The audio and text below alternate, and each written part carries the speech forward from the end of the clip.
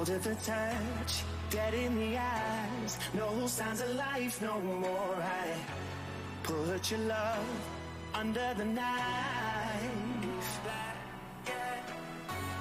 Leave me to die here all alone. No signs of life no more, no. A crying dove may never fly.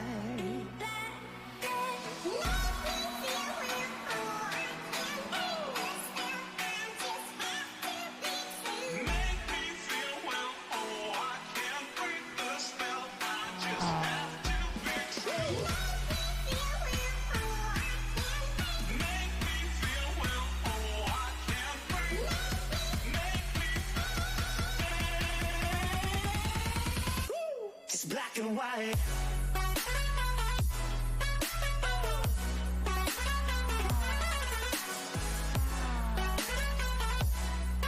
Yeah. Black and white.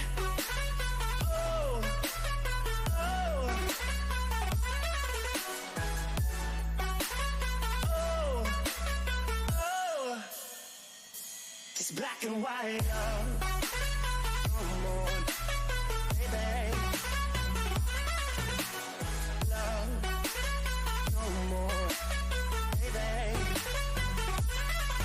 Black and white, come on, baby.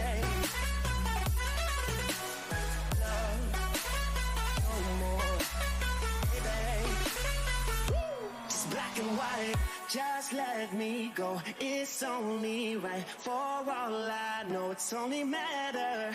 It's calico, it's black and white, white, white, white. Just let me go, it's only right. For all I know, it's only matter. It's calico, it's black and white, white, white, white.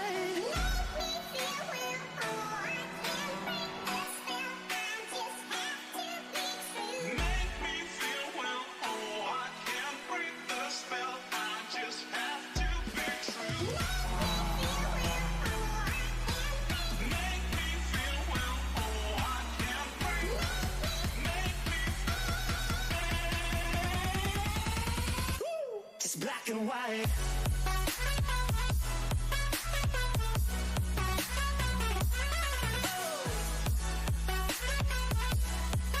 Yeah.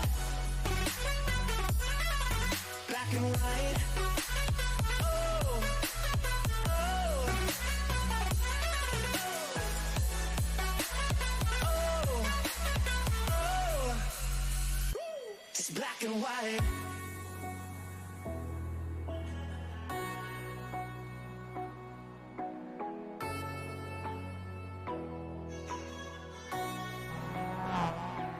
Black and white.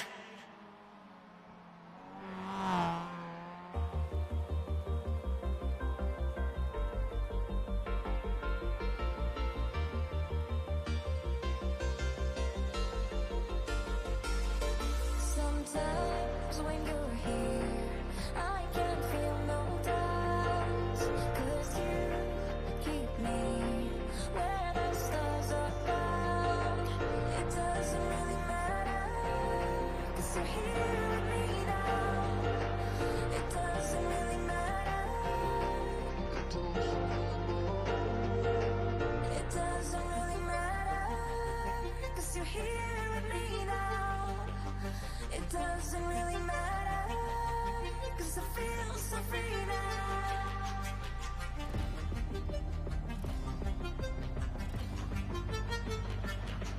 It doesn't really matter.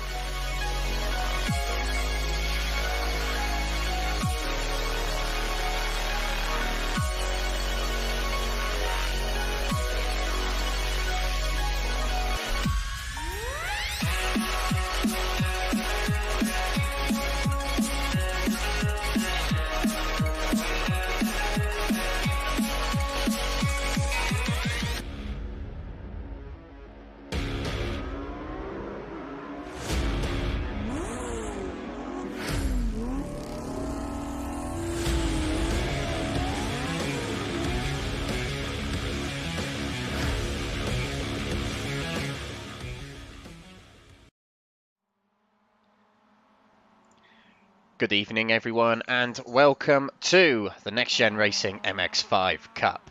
This is the penultimate round of the championship, round 11 at Long Beach in California, the Golden State. Our second time in the US in this championship, and the final two rounds of the championship are going to end it on two substantially difficult tracks. Welcome along to the broadcast tonight for these final two rounds of the championship taking place this week and next week. My name is Alex Everett on behalf of Crest Autosport TV, and alongside me, as always, it is Mr. NXTGEN broadcaster himself. It is Paul Walsh. Paul, how are you tonight, my friend? I'm doing absolutely perfectly well, thank you, Alex, and excited for another round of intense MX-5 action. How about yourself? Yeah, really looking forward to it. We were hyping it up last week during the round at Interlagos, where the next two rounds of the championship this week and next week are so different to most other tracks we've been to. We've got the street circuit today, the street circuit of iRacing, and then next week we've got the mammoth of motorsport that is the Nordschleife. Two incredible tracks to await us tonight. But a little bit about Long Beach before we get into the nitty-gritty. We're in the California state.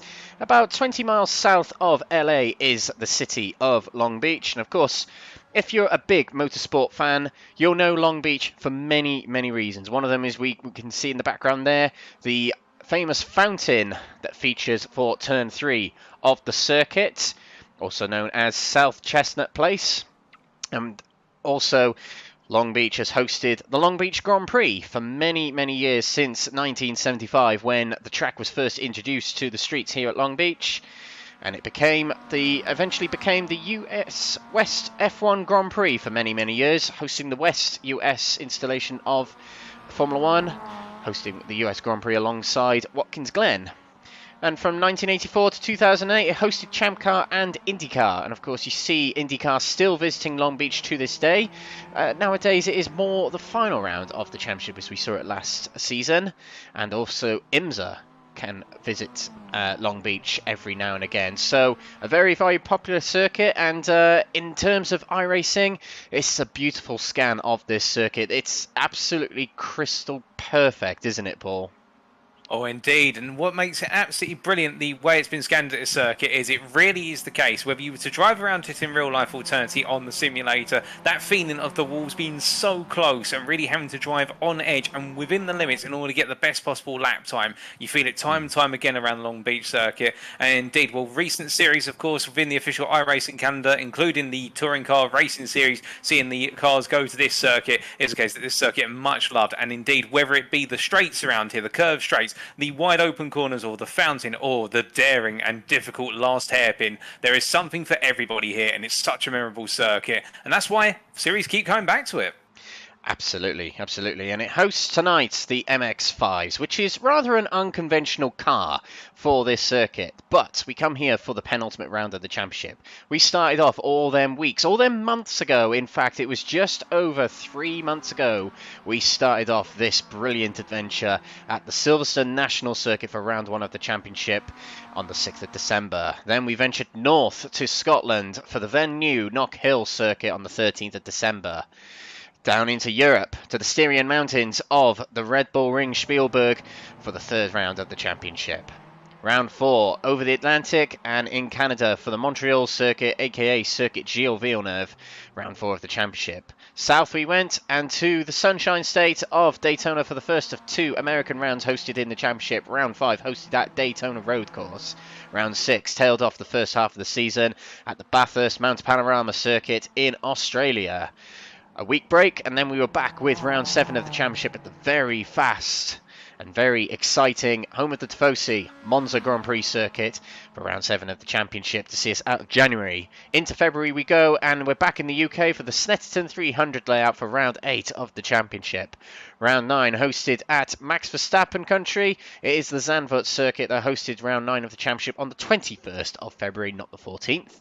And round 10 of the championship was last week, of course, and it was a very, very dramatic round indeed, which we'll recap very, very shortly. But round 10 of the championship hosted at the Interlagos circuit, and it definitely delivered on some spicy action. Today we might see more action. We're on the street of Long Beach, quite a different track as we mentioned to all the other circuits. There's been quite a lot of challenging prospects about most of these circuits this season.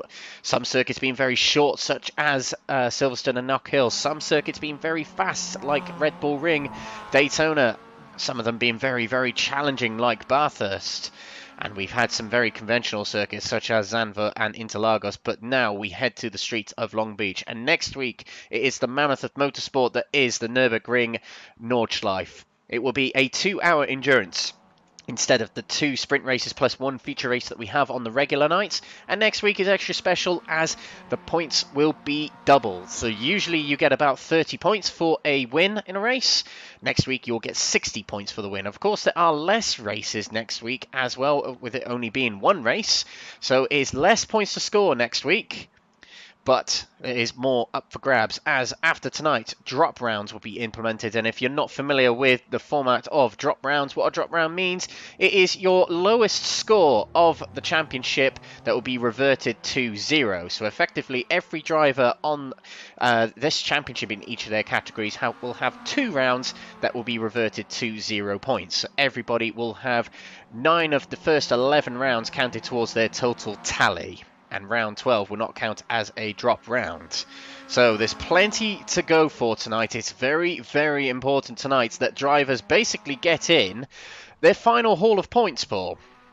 Indeed, with the prospects of only double points and a single race next week, as you say, Alex, really the race is tonight, that last big opportunity to get a huge haul of points and set the driver up well for the season finale. And with drop scores coming into effect, now we should point out to you, ladies and gentlemen, that we, as your commentators, do not have visibility of the exact drop scores that are in place. So in terms of who tonight is going in and a particular drop score that applies. So it's the case, and our drivers are in the similar situation. So it's only really when they go into next week's final round that they'll know exactly how many points they're on. They can estimate it, of course. I think some drivers will have already done that, and they might be planning around tonight in terms of, do they plan to see this as a drop score round, or will they try and get the most out of Long Beach? But this is the last big opportunity. And well, one thing about this circuit compared to all the other circuits we've been to so far, we have been to circuits that you could argue are the equivalent of street circuits. I'm thinking most importantly Charles Villeneuve, round number 4, Montreal. But in this case, this is the one and only dedicated street circuit in this season's calendar. And what that means is this circuit is a completely different circuit from what everyone's been up against so far, in the fact that there are no runoff areas, or if they are, it is the case that you're running off towards a wall and you're going to have to reverse the car out of a parking zone, particularly at turn 1 there we saw a driver go through just a moment ago. Otherwise the walls are right there. Mistakes will be punished so severely, and this really sets us up for that season finale at the Nürburgring Nordschleife, where it will be the case that mistakes there, I mean, you make a mistake at the Nordschleife, it is game over. And it's the same here at Long Beach. You cannot afford to get anything wrong here tonight, and the guys who'll know that most will be the Fordzilla guys, particularly Liam Mcnealy. Absolutely. Liam Mcnealy joined the championship rather late on. His first round was at Bathurst, round 6, but he has been doing very, very well in the championship since then. I counted it up earlier. He has won 11 of the 15 races that he has raced this season since starting off at Bathurst, round 6 of the championship. And he goes into tonight 8th in the championship with drop rounds to be applied to the drivers ahead of him. So Liam Mcnealy could move even further up in the championship. I don't think it's possible for him to win the championship. In fact, I think it's a long, long way away. But yeah, very impressive from Liam Mcnealy this season, and many other drivers as well. But we will go through the championship standings coming into tonight. So we'll start off with the Pro category championship, which is headed by Mikey Doble heading into tonight. Mikey Doble always has missed 1 round this season, so effectively that 1 round that he missed will be his drop round. He'll have another drop round as well, whereas Adam Delmont, as we switch over to the qualifying session now, Adam Delmont will have to drop 2 rounds, so he may drop quite a significant amount of points to Mikey Doble. So Mikey Doble could wrap it up tonight. It very much depends on how well tonight goes, but we won't know that until after tonight, when the points have been done by the admins off screen. So we'll find out at a later date, although we will still enjoy the racing for now. But Delmont second in the championship with Lee Holmes in third position. Dean Fairclough, who is no longer going to be racing in the series due to incidents that happened at Interlagos last time out, but he holds fourth in the championship heading into tonight. Jamie Dury, fifth in the championship, our league host. What a brilliant job he's been doing this season. And behind him, sixth place, Nick Clibbens, who has really been climbing up the order as the season has gone by. Pete Newman sits in seventh position. He had a very good start of the night last time out at Interlagos, but the third race he could not turn up to it for one reason or another, not entirely sure, but he's been doing all right this season with some good results in seventh place in the championship. Liam McNealy, of course, we just mentioned him, we just raved about him, eighth in the championship coming into tonight, and possibility of being higher as we go into the final round at Nordschleife. Sam Smith is ninth for the Simtech Racing Red team, and with Ben Benningworth rounding off the top 10. The others in the pro category regulars include Ollie Peters in 11th, Adam Morgan, one of our BTCC residents, in 12th position, John Higgins, who is racing tonight. Good to see him back. We spoke to him last time in the comms booth in the interview room. He's 13th in the championship. Ben Williams 14th. Maurice Henry racing tonight as well, 15th. Keith Dempsey 16th. William Chadwick, another late entry, part of the Fordzilla team, 17th. And James Clark in 18th. And Paul Walsh will show you through the Pro-Am standings. And meanwhile, in the Pro-Am Championship going into tonight, it is Lee Horne with 721 points and at the top of the table there. But remember, drop rounds do need to come into effect. But even with that in mind, he is still our championship leader and the favourite. And there is a possibility that Lee Horne could wrap things up tonight, but he does need a good haul of points. But more on that at 11, as they say. Nigel Stock, meanwhile, P2 on 586 points, only 1 point ahead of Craig Cockrell. The rivalry between Stock and Cockrell really coming down to the wire, and the two of them competing hard and fast, and both looking to really be that runner-up of that main contender versus Lee Horne. P4, John Burnham, meanwhile, 506 points, really in a bit of a no-man's land at the moment. He's quite a way off of the top three, but at the same time he's got a 106-point advantage over Glenn Humberstone. But he'll be looking to try and get some good points tonight to make sure that he stays P4 when those drop scores are applied. Or could it be the case that Glenn Humberstone pulls off an absolutely mammoth score tonight in at that P5 at the moment, the 88 Tech driver on 400 points, and gets himself well clear of his pursuer, Mark Oliver. 4 points down, 396 points to his name, and Mark Oliver been one of those drivers who's really been trying to get at those points and try and get all the all-important points to get him further up the order, although I can't quite see him at the moment on our timing sheet, so he may not be participating tonight, and if so, that is a bit of a shame, because we were looking forward to seeing him potentially at Long Beach. Wayne Douglas, P7 on 379 points, and has quite a margin to cut down to Mark Oliver, but he has quite a margin over Rob McGregor, perhaps one of the unluckiest drivers in this series so far, the Scotsman, who's been getting the points there, but we've been hoping that the points would go a little bit more his way, given the amount of effort and pace he's been displaying, but it's not been the case for McGregor so far. Can he finally put those bad luck woes to bed tonight, or will it be Liam Silkstone, EMP9 on 328 points, who was able to close the gap for iRacing and get himself a bit further up into the top 10? Matt Evans, P10 there, one of the NXTGEN racing drivers there on 288 points, giving a good amount of momentum and building up that tide of fortune, and he has got an 11-point advantage over his rival, of course, Matthew Addy, the privateer, in P11 there. Looking further down, Callum Jenkins, Lewis Kent, Aaron Thompson and George Watson complete that top 15, with all four of those drivers looking to try and hunt down Matthew Addy and also Matt Evans and get themselves into that top 10. The margins between them very close, and then outside the top 15, but not to be forgotten about, David Maguire, David Kernahan and Noel Murray complete our Pro-Am Championship. Back to you, Alex, for the AMs. And for the AM category, it's a rather shallow looking category, but it's been very thrilling, particularly between David Whitehouse and Paul Scott, who are still going to go at it tonight, hammer and tongs. They're the ones heading the championship standings in the AM category, but with David Whitehouse leading by 107 points heading into tonight, but still drop rounds to be considered. And we have in third place, a long way off, so not going to contend at this point in the season, but Mark Arrowsmith in his debut league on iRacing, third place for him in the AM category, with Tom Delaney in fourth, Liam Tack fifth, with Jay Elliott sixth, Martin Smith in seventh, Dustin Lambs eighth, Steve Thompson ninth, Simon Robson 10th, and John McMullen is in 11th. So they are the championship standings heading into tonight, and we'll try and keep track as much as we can of the championship standings, but it is a little bit hard to read due to bonus points and that sort of thing, and it takes quite a while for the admins behind the scenes to put together the points tallies for the season, particularly in such a big series such as this. But we will move swiftly into qualifying. And granted, we're about 5 minutes in, but top of the pile at the moment, it's Mikey Doble, the Pro Category Championship leader. If there's ever a time where someone needs to get to pole position to try and secure the championship tonight, it's Mikey Doble, isn't that right, Paul?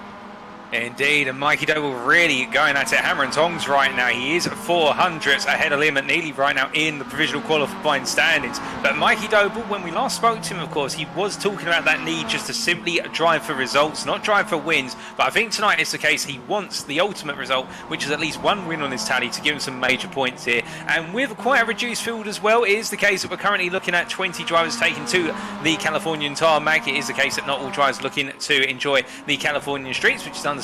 Some drivers not a fan of street circuits compared to more open circuits. It does present an opportunity for those drivers looking to get some major points on the board, and Mikey Doble more than most as he makes his way through turn number 9 and into the hairpin at turn number 10 here, tucked in behind the number 37 car there. Where's Adam Delmont?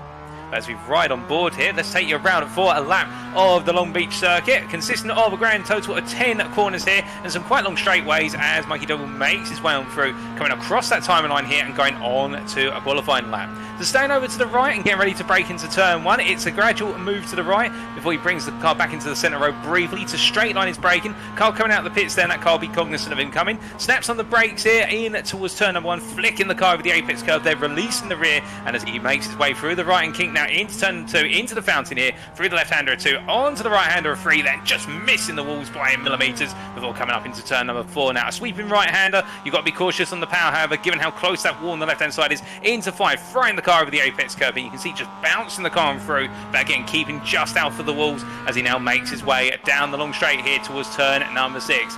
Making his way up into that braking zone very shortly, rolling the car through left-hander here. You can see how wide the exit is. You want to be very brave on the power, but he hits the wall there, just clipping it, and that's going to graze and damage the car. And now into the right-hander of 7 as he makes his way through an opposite style corner here, a wide entry into a very tight exit, a very tricky corner turn so it can catch a lot of drivers out. Now as he makes his way down the long back straight here towards turn number 8, it looks like it goes on forever. I can assure you it's the case that he will see a braking zone soon. 500 metre board as he heads up towards that 250 metre line, braking in, throwing the car into turn number 8 before flicking it through the long left hander here at turn number 9 where you've got balance the throttle, keep the car settled, and now getting ready to brake into the hairpin at turn number 10. The very tricky slow corner here where in bigger cars than this their steering locks don't quite make it, but it's the case he makes it on through and now down at the start finish straight to complete the lap there. And if it weren't for that graze at all, it could have been an even fast lap from that 33.2 that he'd previously set as Mikey Doble crosses the line there and goes on to another lap. Well, my goodness, I mean, if Mikey Doble, Alex, can hit the wall on a qualifying lap, it means that anybody here can mate with the wall. That's what I was thinking during that lap then. It was very, very edge of your seat stuff, and we're going to see that a lot from the drivers tonight, getting so close to the wall. Something that really drivers, when they come to street circuits, something you've got to be wary of is claustrophobia almost. Sim racing equivalent of claustrophobia, where you need to be getting as close to the walls as you can to be getting the quickest times possible on these circuits. And Long Beach is up there as sort of the top 3 of street circuits of the world. It's up there with Macau, up there with Monaco, of course, in Monte Carlo, one of the big street circuits of the world. There's other honourable mentions such as St. Petersburg. But yeah, Long Beach, very tricky track indeed. So narrow, and on the front stretch of this track, the East Shoreline Drive, which takes us across the start-finish line towards turn 1. Quite a wide part of the circuit where we may see drivers going 2 wide, 3 wide. It is possible to go 4 wide along that straight, but as soon as we get into turn 1, it is narrow, and then it is all about picking your moments, heading out of corners such as turn 5 we've just been through there to make a move into turn 6, or even turn 8 up the road from us here. There's not many opportunities on this circuit, and this round is going to be purely about the best of the best. Well, indeed. Well, speaking of best of the best at the moment and picking his time and his opportunities, Rob Mcgregor, P6 overall and provisional pole in the Prime class. Currently, he's down to P7 now, with William Chadwick going up to P5. But I think Mcgregor might finally be having some luck here in the Californian city as he makes his way out of the pit lane once again, Alex. Yeah, Rob Mcgregor, who has changed allegiances. He's with HSR Racing, which is John Higgins Sr. and John Higgins Jr. So Rob McGregor, who's had a few good rounds this season, as you mentioned, but a lot of bad luck along the way as well. But looking for these final 2 rounds to get some good results in. That's definitely what he'll be looking for tonight. First in the category at the moment in qualifying, but followed by Lee Horne at the moment second in the category. I mean, Lee Horne, he can tie up the championship tonight, depending on drop rounds, depending on how well he does tonight. But what an opportunity this is, and he's just been doing this all season, getting in good laps in qualifying and getting himself into good positions on the grid, Paul. Indeed, and that's really been the story of Lee Horne's season. It has been the case that every time in qualifying, where he's now qualifying, he's been right up there in the Pro-Am class. But if it hasn't worked out in the qualifying or in the races, what he's done is just simply dug deep and realised, you know what, I've got 3 races in a round. I don't need to win every single one. And in a way, it's almost been a parallel with Mikey Doble and the fact that Lee Horne in the end has built this championship on just a consistent string of results. And well, at Interlagos last time, it was the case that the opening race didn't quite go his way. Races 2 and 3 came back to him very rapidly. He just simply dug in, made the use of the fact that particularly in race number 3 with the reverse grid there, he used it to his advantage and pulled off some brilliant points. And well, we could expect that again from Lee Horne tonight, and I think the Briton can go a long way, but it will be very interesting to see. We haven't seen too much battling between Horne and McGregor, and I can imagine that McGregor in particular, given the fact that he will at this point in time be thinking to himself, I'm going to be on pole position at this rate, or at least sharing a row with the provisional pole man in the Pro-Am class if he's able to beat my time. Well, I think there could be a bit of a rivalry between the two, because McGregor had the bit between his teeth to say to Horne, well, I may have joined late, but I can still beat you. Absolutely, and Lee Horne crosses the line, doesn't go any quicker, stays 8th for the time being. We'll see how he can get on later in the session. Meanwhile, in the AM category, Paul Scott is coming out of the pits right now, I believe. But we have also got David Whitehouse out there, who has changed his livery by the looks of it, and that is a tribute to Ukraine. So big credit to David Whitehouse for doing that tonight. As much as we love the Duck Song livery, we do love a good tribute livery as well. So hats off to Dave Whitehouse tonight. But he's got a job to do tonight. He has got a championship to claim. He is in a very, very good opportunity, as we mentioned earlier on, being 107 points clear of Paul Scott. But with drop rounds to consider, you can't write off anything. Tonight, Dave Whitehouse needs one of those nights that he's had so often in this series, where he just hooks it up. He gets involved in the guys further up the grid and just puts himself out of reach from the other AM drivers. That's really been the story of Dave Whitehouse's season. Indeed, and the amount of practice and care and attention he's been putting in round after round, and I almost would liken him in the way he's not quite come out of the AM class in terms of the pace. He's not quite been there with the Pro-Am class necessarily, but he's been nipping at the heels time and time again of the Pro-Ams. And particularly earlier on in the season, one of the things that was most notable, particularly when we had a lot more AM drivers in there, as you're saying, Alex, was just the fact he's always able to place it up there. And a number of times when we had the reverse grids in play, with the partial reverse grid in, say, race number 2 and the full reverse grid in race number 3, the fact that he was able to hold leading positions for so long, even with Pro-Ams and pros behind him, not fighting them, but it was the case. It's just his consistency was rewarded him time and time again, and that is what his campaign's been built on. And I suspect tonight, well, Paul Scott has out-qualified him so far provisionally by only 100th of a second, it is going to be the case that these two, I think, are going to have some fireworks between them. I think for Paul Scott, he knows the writings on the wall that it is David Whitehouse's championship to claim, but I think Scott's going to do everything he can just to provide a little bit of an upset before we get to that final round. Yeah, but it's all possible. But Paul Scott, bless him, he's him and David Whitehouse are actually the only AM drivers in this category. So all he can do tonight is beat Dave Whitehouse and just hope for the best for his championship. Hope that the drop rounds fall in his favour after tonight. But that's all he can do, is just try and beat Dave Whitehouse tonight. It's been very, very thrilling between the two in recent rounds. They've shared many wins in the category between one another. So last week, for example, Dave Whitehouse with 1 win in the category, Paul Scott with 2, and then Paul Scott with 3 wins on the trot at Zandvoort, and they shared victories at Snetterton the round before that. So it's very, very competitive between the two drivers, and it's probably going to continue into tonight. But let's round off qualifying here. Mikey Doble is in the pits. He seems content with his time. Beat that if you can, Liam McNealy, who has been the king of qualifying this season. He's got one more opportunity as he's just gone through turn 1 and 2. Into 3 we go as the checkered flag comes out for this session. We're going to switch to other drivers who are coming across the line. We have got William Chadwick crossing the line. Can he get better than 6th? By the looks of it, yes he can. He was 1,000th of a second behind John Higgins Jr. and he improves just enough by about just shy of a 10th to put it up into 5th place. Good job from William Chadwick. We have John Higgins Sr. who has just crossed the line. He'll put himself into 16th overall, 7th in category for the starting grid in this race. We have got the initials of JD heading around the final corner, and JD can only be one person. It is Jamie Dory, our league host. Will he get higher than 10th? He's 5th in the championship coming into tonight. Big opportunity for him to get some good points. Higher in the championship is what he'll want, and what a season it's been for him. Across the line he goes, 10th and stays 10th.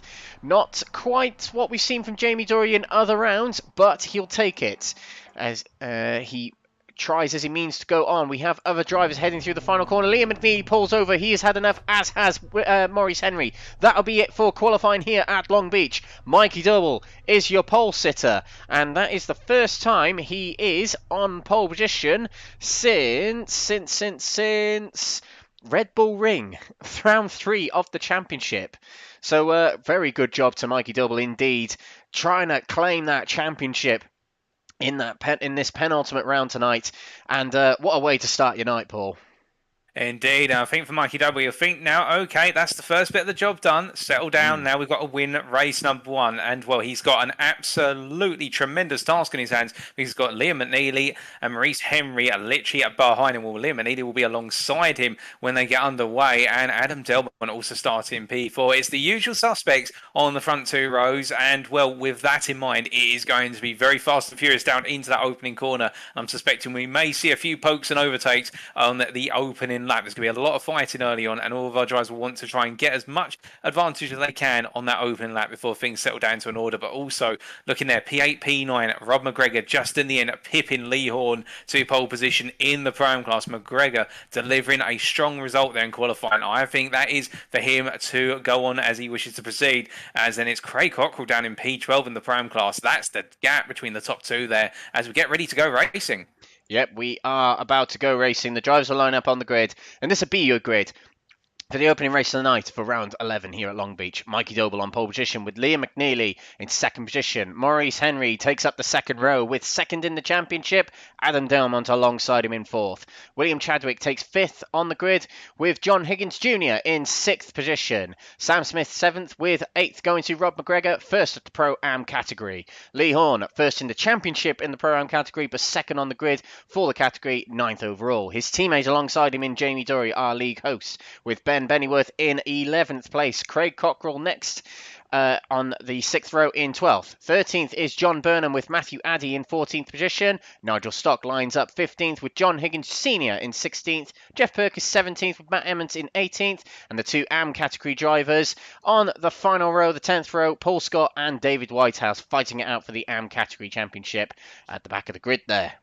So we're about to go here for the first race of the night. 15-minute sprint race awaits us here for round 11 here at Long Beach. And we join the drivers on the grid here, getting ready to go for this first race of the night. Who's your money on, Paul? Very quickly. My money, I think, will be on Mikey Doble. I think he'll try and hold on to that lead going through turn number 1, and if he can hold it on the opening lap, I think he may have this one in the bag. Don't count out Liam McNealy, but I think Doble can get it done. How about yourself, Alex? Yeah, I'm going to go for Mikey Doble as well. Mikey Doble knows how to close out championships. I think tonight is going to be his night, but let's not jinx it. Let's not jinx it as commentators. Let's see how they all get on tonight. It's going to be a thrilling night of street racing here at Long Beach.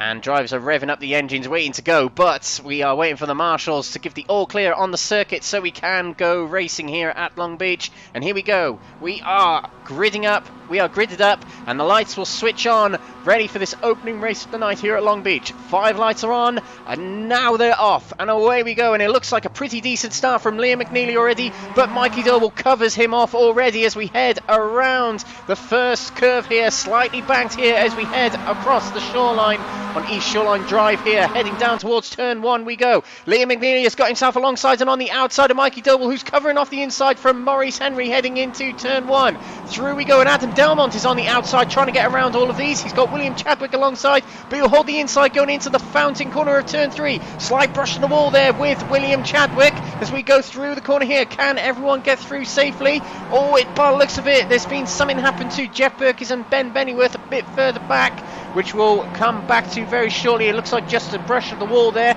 but these drivers have backed off well off the pack already from Craig Cockrell in 11th place. But we've made it through the main bulk of the lap already, and it's still going on. Mikey Doble very sideways going through turn number 6 then, and defending going into turn 8. Liam McNealy will get a late cut through the corner to try and get a big blast down the straight here. Doble guards the inside straight away, forcing McNealy to go to the outside for turn 9 coming up very, very shortly. Heavy braking into the right-hander now, and Liam McNealy had his nose ahead as we headed into the corner, but ramping up the curve, and into the wall goes Mikey Doble. That'll be suspension damage already as he's limping around the corner trying to keep the car going, but it was a heavy hit with the whole wall then, Paul. It was indeed. I think Mikey Doble there just under pressure. Oh, goodness me, it's Adam Delmont just getting a bit wrong. Coming out of the hairpin, and William Chadwick getting a face full of the Excite iRacing blue machine as we've got a couple more cars having a very bad run there through the hairpin. And, well, Paul Scott literally having to park up and wait for Adam Delmont to get himself pointed in the right direction. But very well spotted there by Paul Scott. But after one lap, it's Liam McNealy leading by 1 second over Mikey Doble with John Higgins there in P3. Higgins has come through the field. Higgins Jr. battling with William Chadwick into turn number 1. Chadwick's going to have the inside of contact, and it is the case that Higgins is pushed to the wall as they make their way down to the fountain, 3 wide almost as they went to turn in, and Higgins Jr. has had the mother of all moments as he spun into the fountain wall on the outside and jumps to the pits. Meanwhile, Rob McGregor here, well, he's up into P5, Sam Smith just behind him, but McGregor has had an absolutely clean start in the Pro-Am class and has broken away from the rest of his Pro-Am peers. My goodness, this opening lap has definitely thrown us some curveballs, and it is the case. Well, a bit further down the order, Maurice Henry now in P3. He's got quite a gap to close up to Mikey Doble and Liam McNealy, and I think right now Maurice Henry's more focused on William Chadwick behind and the potential battle between the two of them than he is about trying to catch up to Doble and McNealy, who just seem to be flying. Yeah, absolutely. There's quite a few instances on the opening part of this race here. Coming out of the final corner on turn 1 and going into the fountain section on lap 2 then.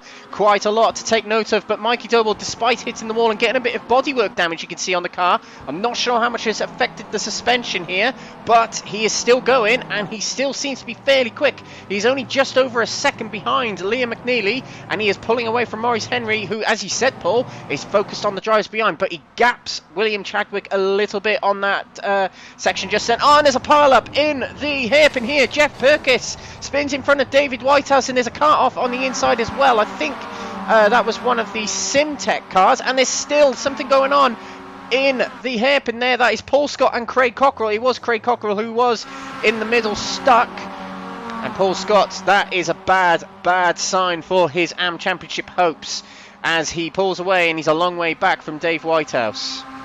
Indeed, it does look as though I think one driver may have got it wrong at the hairpin and perhaps overturned the rear of the car. Somebody gave him contact and it just led to the concertina effect, which the hairpin is so dangerous for, in the fact that because you're coming for a left-hand sweeper and you can't see what lies at the other end of that sweeper, you've got to wait to essentially come around there and then just react, as Paul Scott just does not have the turn in anymore on that MX-5. I think the suspension is going on that car. But meanwhile, as we look back up to the top 10 here, Sam Smith charging after Rob McGregor right now, the pro driver here for Simtech Racing. As we see in the wall, that's John Higgins Senior. Well, both of the Higgins drivers not having a good day at the office. We see John Higgins here in the replay camera. Now coming up through that, looks like coming through 4 and then into 5. And then there's just the rear of the car coming loose there, where he's come down off the apex curb and then trying to get on the power without letting the weight transfer settle. And that's the problem with these MX-5s, because they're quite light and because of how much you need to abuse the curbs. Even at Long Beach, you want to ride over those curbs as much as possible. It causes the car to lift, and that weight transfer can catch the driver out. And another one of our drivers being caught out there,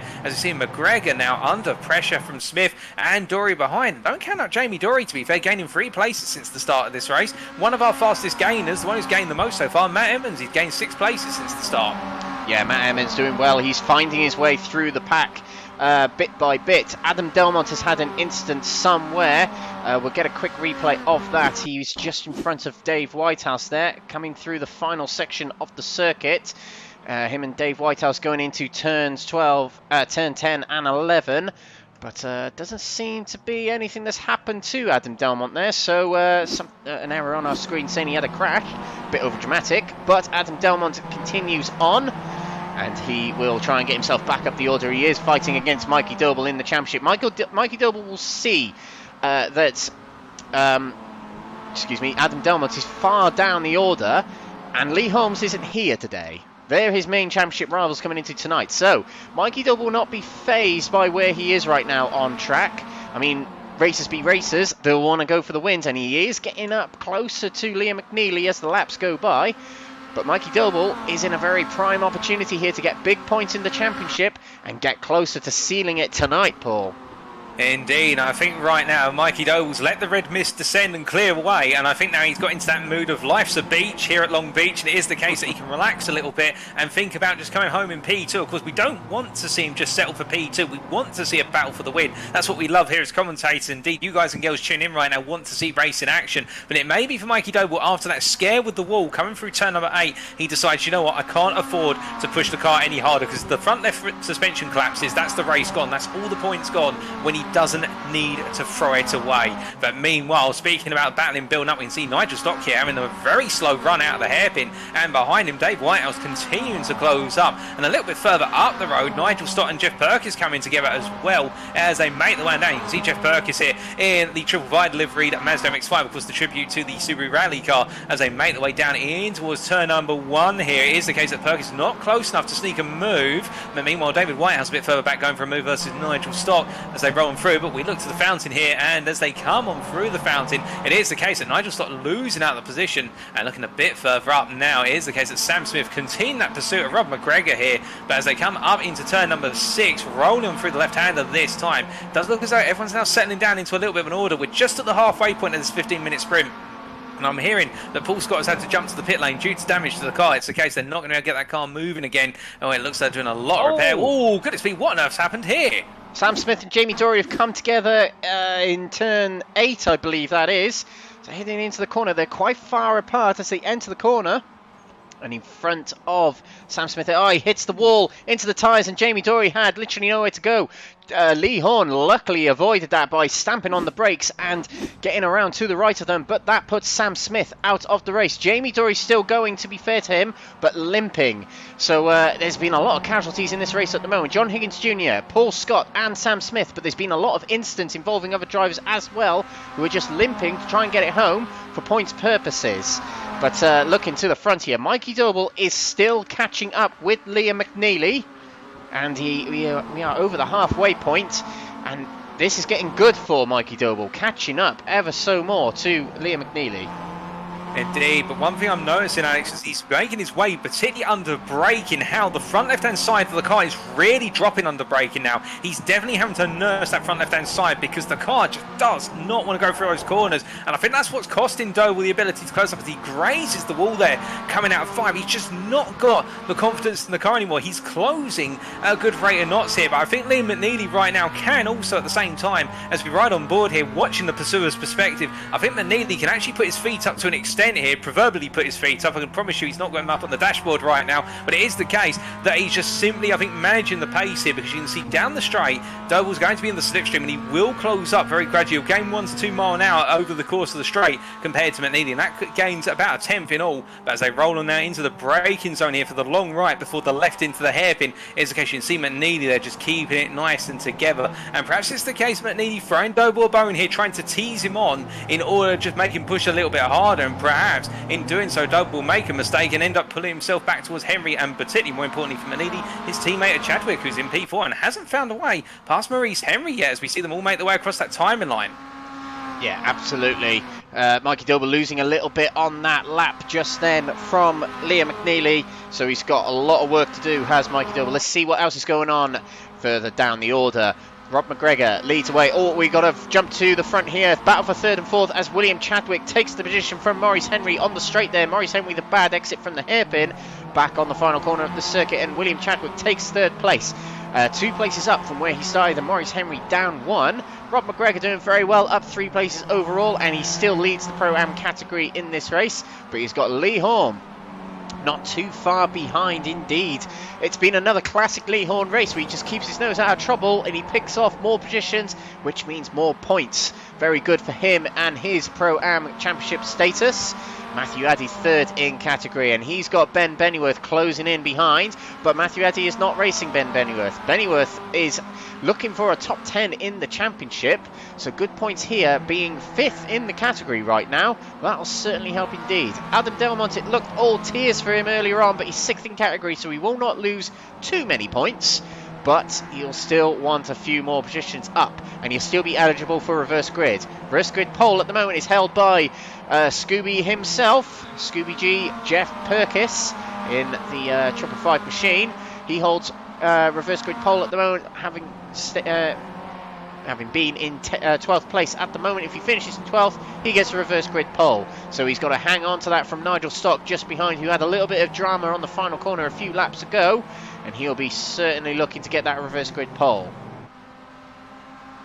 As our drivers all make their way to the end of another lap then and come charging down towards turn at number 1 with just under 4 minutes to go here, and that full of the reverse grid, the partial reverse grid going into race number 2. I think it's the case of the likes of Ben Bennyworth here, who will watch him make his way across that timeline. Of course, Bennyworth chasing down Matthew Addy now. For Bennyworth, I think what he may be thinking about now is, do I really need to pass Matthew Addy? I mean, if Addy's going slowly, then sure, it may be the case it's worth passing, but if he does pass Matthew Addy, he starts behind him in the next race, and he doesn't gain anything by passing the Pro-Am driver here other than pride of position as they make their way through the fountain in through turn number 4. But you can see the difference in lines here where Bennyworth is able, or more confident I should really say, to attack these apex curves absolutely mercilessly, whereas Addy just a little bit more sensitive, not taking as much curb. I think worried about the fact he may launch the front left side of the car up into the air and what that could do to the rear of the car as he brings it back down to terra firma. Very interested to see the different driving styles there, and I must admit I'm more in Matthew Addy's books when I drive around circuits with raised curves. We see David Whitehouse in the pits here, Alex. Yeah, through the fountain there. He's following Nigel Stock as we head up to turn 4. Into the corner we go. We didn't see it with the camera angle there, and he just slips it sideways. We'll get another quick replay of that before we rejoin the action. We got the final few minutes in the race here, but it seems that he's just slipped sideways and gone into the wall. We have to revert to our live action very soon as Mikey Doble, here is a replay of it. He's going for the lead in the race against Liam Mcnealy. He's on the outside as we head into turn 9. This is not live, this is a replay, but I saw it come up on the event, so we'll watch it. Into the corner we go. Oh, and Mikey Doble has to take an undercut as he's going to try and get himself to the right side of Liam Mcnealy as we head into turn 11. Into turn 11 we go. He swaps to the outside. Round we go, and it'll be a big undercut. Oh, and a bit of a nudge there on the rear of Liam Mcnealy, but he gets it through and past and into first place as we head into the final phase of this race. We join the live pictures now. Oh, Mikey Doble has dropped to 4th place since we were looking at it, and look at the damage on his front there. So let's get a replay of it now. Something happened to Mikey Doble. Oh, he goes into the wall by there, going into turn 1. So let's see if we can get another shot of it. Heading into turn 1 here. He's got all over the rear of him Liam Mcnealy. Looks to the inside, and Mikey Doble swaps to defend it, and that upset is breaking into the corner. So that allows through all these drivers, and we've joined the live pictures. 6th place for him at the moment. He's got so much damage on that car, and he's limping it home. Such bad luck for Mikey Doble there, Paul. Indeed, I think Mikey Doble just in that one critical moment. You can see everyone having to navigate their way around the wounded pro champion right now. It is the case, just in that moment, I think he was so concerned with trying to defend versus Liam Mcnealy that he missed his braking point, and also being in the middle of the road where it is the case there's a little bit more dust compared to on the outside where he wants to be breaking the natural line. In the end, he just simply torpedoed himself into the tyre barrier there. Credit to him for trying, but it is the case now. I think Mikey Doble is probably going to have to bring that car into the pits, or if he does limp it home, it will be coming home pretty pretty much last of all the drivers you see has to stay clear. But meanwhile, looking from Mikey Doble to Ben Bennyworth here, who battling with Matthew Addy and also now with Adam Delmont, as we see William Chadwick here pulling off the gloves here with his teammate Liam Mcnealy. They're going to provide us with a little bit of racing action for the win as they make their way into the fountain here on the final lap. And it's Chadwick right now in pursuit. And remember, they can't squabble too much because really right now they've got Maurice Henry who wants to get into the mix. They make their way through turn 4 and up into 5. Now, if Chadwick's going to go for it, it's most likely going to be a setup through turn at number 7 and into 8 as they make the way down towards turn number 6, coming up in towards the left-hander here. And as they make their way down, you can see Maurice Henry a little bit further back, but if he can stay with them like this, well, I say he's a bit further back, and he takes a really aggressive braking line into turn at number 6 and up into 7 they roll. Now as they get ready for the turn 7 braking zone here, chucking the car into the left, into the right-hander, you see again just that little bit of hesitation on Maurice Henry on the steering wheel, and as a result that cost him about 2 miles an hour on apex. And now look at the gap as it opens up here. Maurice Henry just not carrying that apex speed through, and as they make their way down in towards turn number 8, will Chadwick look for the move? He's squirming left and right, but meanwhile that is Matthew Addy who's had a spin there coming out of 6. And what's happened here quickly? Well, behind him, I think that is that the X-Five racing machine of Adam Delmont? I want to say Delmont went for the move, and there was contact between the two of them, just the lightest of taps. That's very unfortunate, but we must come back to our live screens because I do believe it will be Liam Mcnealy who takes the win here in race number 1 at Long Beach. As he makes his way to the line, it's a drag race, and he takes the win ahead of William Chadwick and Maurice Henry to complete your overall podium and your pro podium. It will then be Rob McGregor here. Well, he's finally broken the duck. His bad luck is gone, and it is Rob McGregor who is your prime winner, P4 overall, with Lee Horne just behind him in P2 in the prime class. And it will be Ben Bennyworth just a little bit further back who crosses the line, P6. Adam Delmont in the end, P7, and it will be Jeff Perkins who completes your prime podium there in P8 in the Scoop Machine. As meanwhile, a lot further back it is Craig Cockrell here coming across the line in P12 in what has not been a race to remember for Craig Cockrell. And well, as they've all crossed, well, most of our drivers have now crossed the line, I have to report that it's David Whitehouse who takes the win technically for what is the AM class ahead of Paul Scott, but both drivers having a nightmare of a race and both having to make a visit to the pits as we see Rob McGregor here. And well, Alex, I mean, what to say about Rob McGregor other than he's finally picked up a win? Yeah, about time for Rob. I mean, he picked up 2 brilliant wins at Monza, and we thought this guy's the real deal. And he did very well at Snetterton, but he just had bad luck ever since then at Zandvoort and at Interlagos. But a win here tonight, he'll love that. He'll absolutely love that. But Lee Horne behind him equally will be happy, as ahead of his championship rivals, he gets a second in category, further putting his hands on that trophy. But the pro category is the one in the air today, as Adam Delmont has got himself out of jail in that race, with Mikey Doble dropping to 7th in category and 16th overall, so not too many points lost for Mikey Doble, but Adam Delmont does gain a few on Mikey Doble, which is important for tonight, particularly the way things are going tonight, with drivers making contact, hitting the wall, gridlock on the final corner there we saw on a few laps. It's definitely a lottery tonight, and drivers are going to have to take every point that they can get. So Adam Delmont will be pleased with 5th here. He got a bit of an out-of-jail-free card. I mean, I want to say that having the incident earlier in the race might be better, Paul, because it gives you a chance to get back up the order for the remainder of the race. But, indeed, and what? Yeah, go on. As well, he gets reverse grid placement. He does, yes. And in fact, reverse grid pole will go to 12th place finisher, which is Craig Cockrell, who had an incident earlier on in that race, was sent to the back, I believe, at one point, but he gets back up into 12th place, which is where he started in this race. He'd be pleased with that. I definitely would be rather starting at the front of this race here at Long Beach today. But let's go through the provisional results of round 11, race 1 here at Long Beach. Liam Mcnealy takes the win from his teammate of Fordzilla. It is William Chadwick in 2nd place behind him. Maurice Henry takes 3rd place, another podium for himself, racking up those podium position finishes this season. First in the Pro-Am category, but 4th overall. Rob McGregor gets his win, his first win since Monza, round 7. Lee Horne gets another podium for himself. 5th place overall. Ben Bennyworth in 6th place, with Adam Delmont just behind in 7th overall, but 5th in category. Jeff Perkins take on his return to the series. He's only competed in 2 rounds this season, which were Bathurst and the first round at Silverstone, but he's back with a bang, and it is 3rd place in category for himself and 8th overall. Matt Emmons in 9th place and 4th in category, with John Burnham in 10th and 5th in category.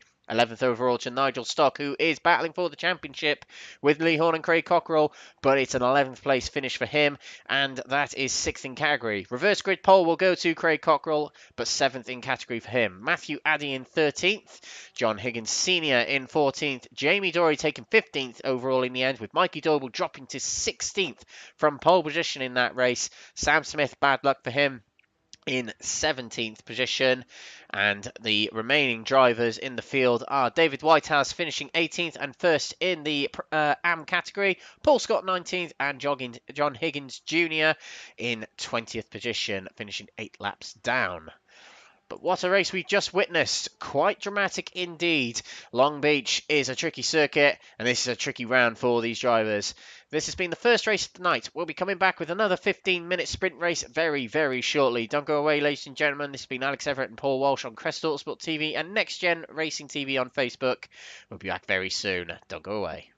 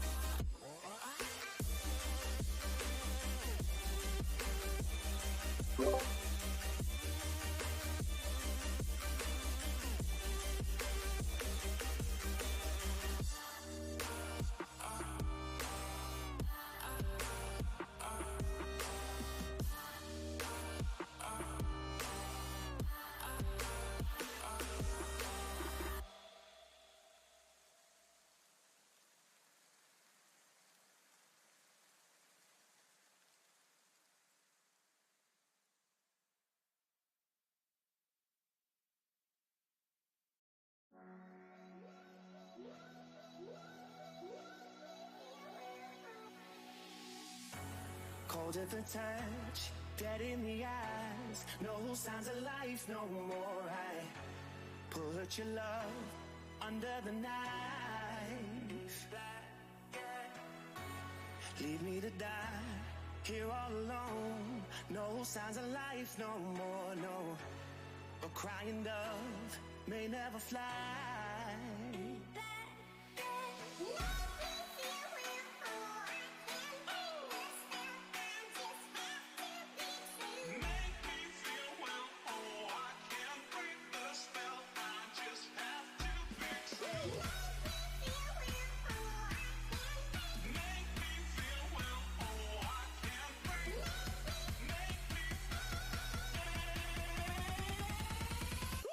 It's black and white.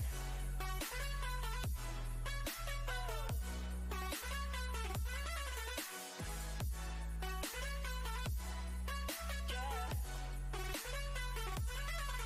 Black and white. Oh, oh, oh,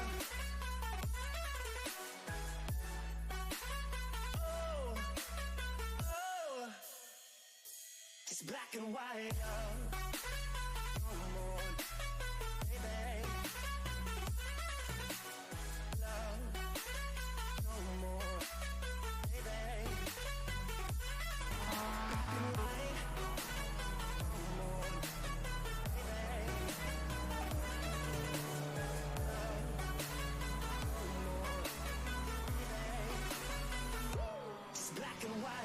Just let me go, it's only right. For all I know, it's only matter. It's calico, it's black and white. Just let me go, it's only right. For all I know, it's only matter. It's calico, it's black and white.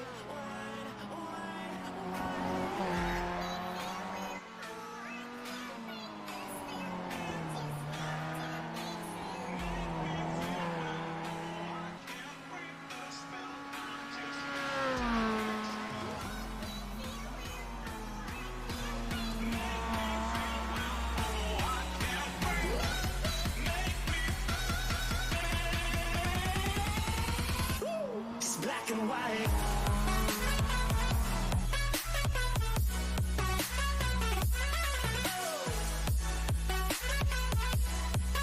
Yeah.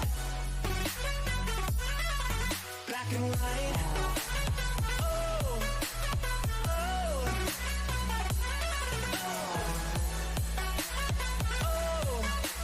oh, oh. Just black and white.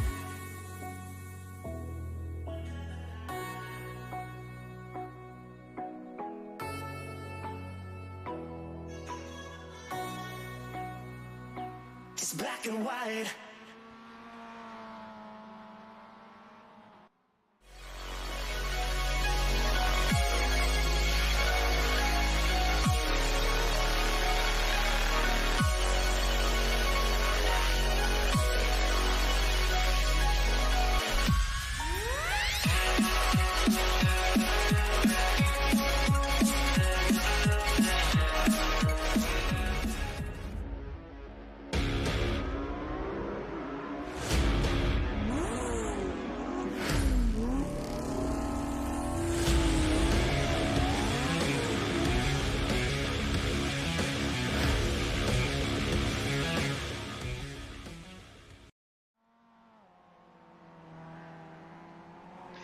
Welcome back, everyone, to Crest Autosport TV if you're watching on YouTube and Twitch, and welcome back on Next Gen Racing if you're watching on Facebook.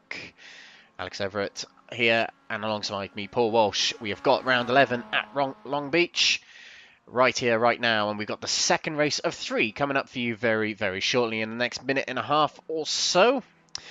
We've had the first 15-minute sprint race, and we've got another 15-minute sprint race coming up very shortly. But later on in the night, we have got the 25-minute feature race. It is the penultimate round of the championship, so very important that drivers getting good points finishes in this final race before drop rounds are implemented after tonight, and then the next round next week, which is just one big endurance where double points are on offer. So it's very important the drivers get their bank of points in now, ready for next week. But quite an interesting race we just saw then, Paul. A lot of incidents involving drivers, a lot of drivers getting involved with the wall as well.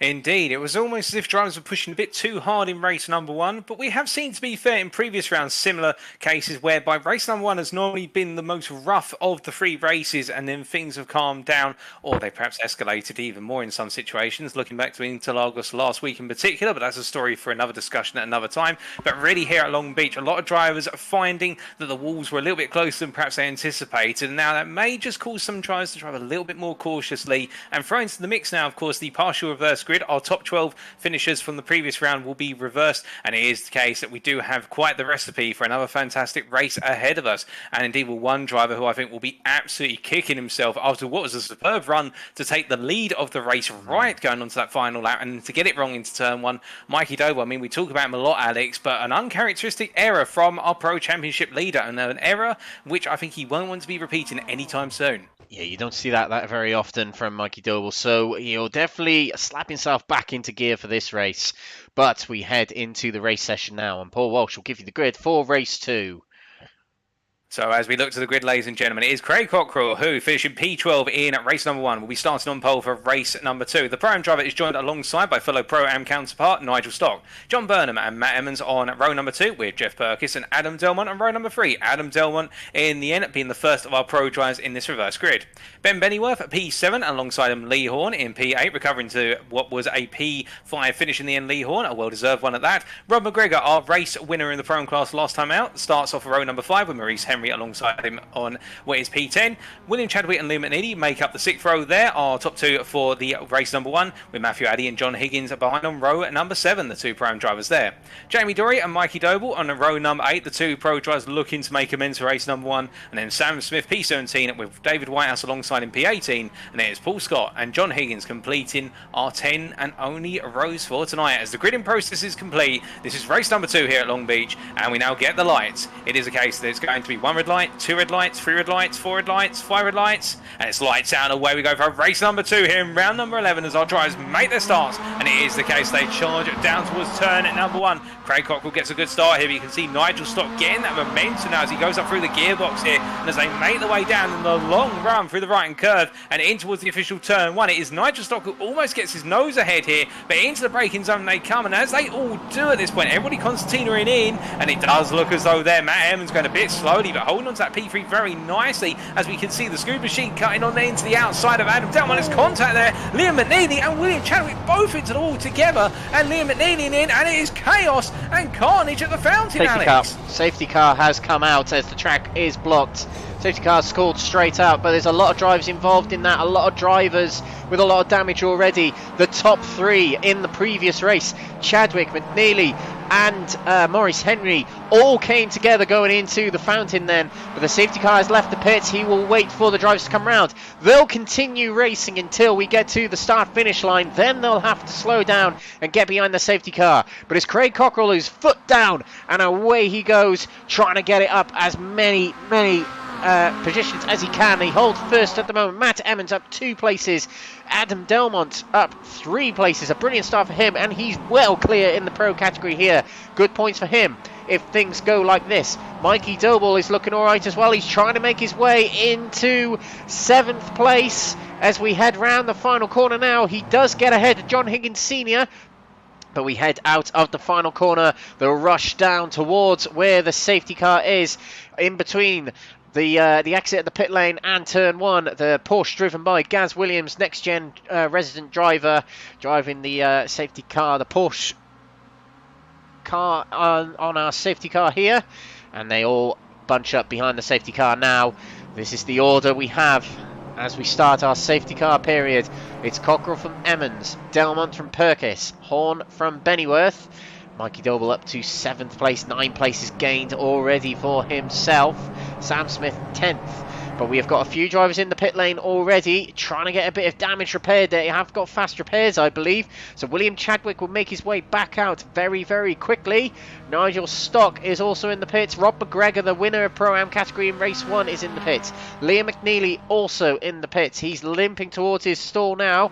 And John Burnham, who wanted to point out, but he didn't make the grid. But he has been given a get out of jail free card. Granted, he's not towards the front of the grid. He was meant to start third, but he will be able to get to the back of the pack now and have a crack at getting through the order pool.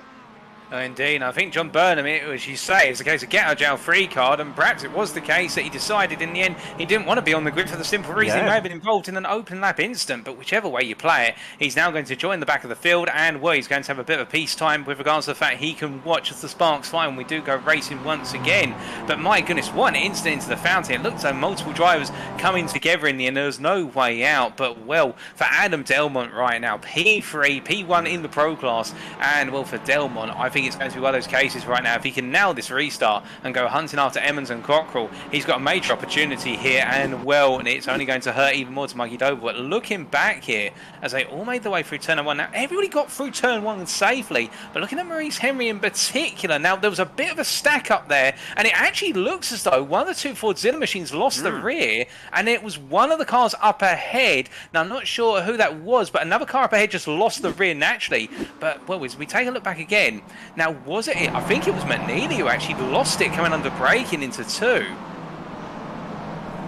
Oh, and indeed, oh no, goodness me, no, he was given a tap from behind with the number 14 car, and that is what triggered the sequence at the back. And well, from there it was the case that whoever spun at the fountain, that just doubled up, and I think it was the number 8 car by looks of things who had the spin further up the fountain. But that explains it all. 2 incidents back to back, and everybody being stacked into it, Alex. Yeah, the number 14 car. It was John Higgins Sr. at the heart of that. But that's what can happen here at Long Beach. Just a slight nudge on the rear heading into the fountain, and that can cause quite the incident indeed. But we look to our drivers here. Matt Emmons, something's happened to him. He's gone into the pits for one reason or another. He was in second place. Not entirely sure why he's done that. And he's jumped out of the car as well. Let's take a quick look.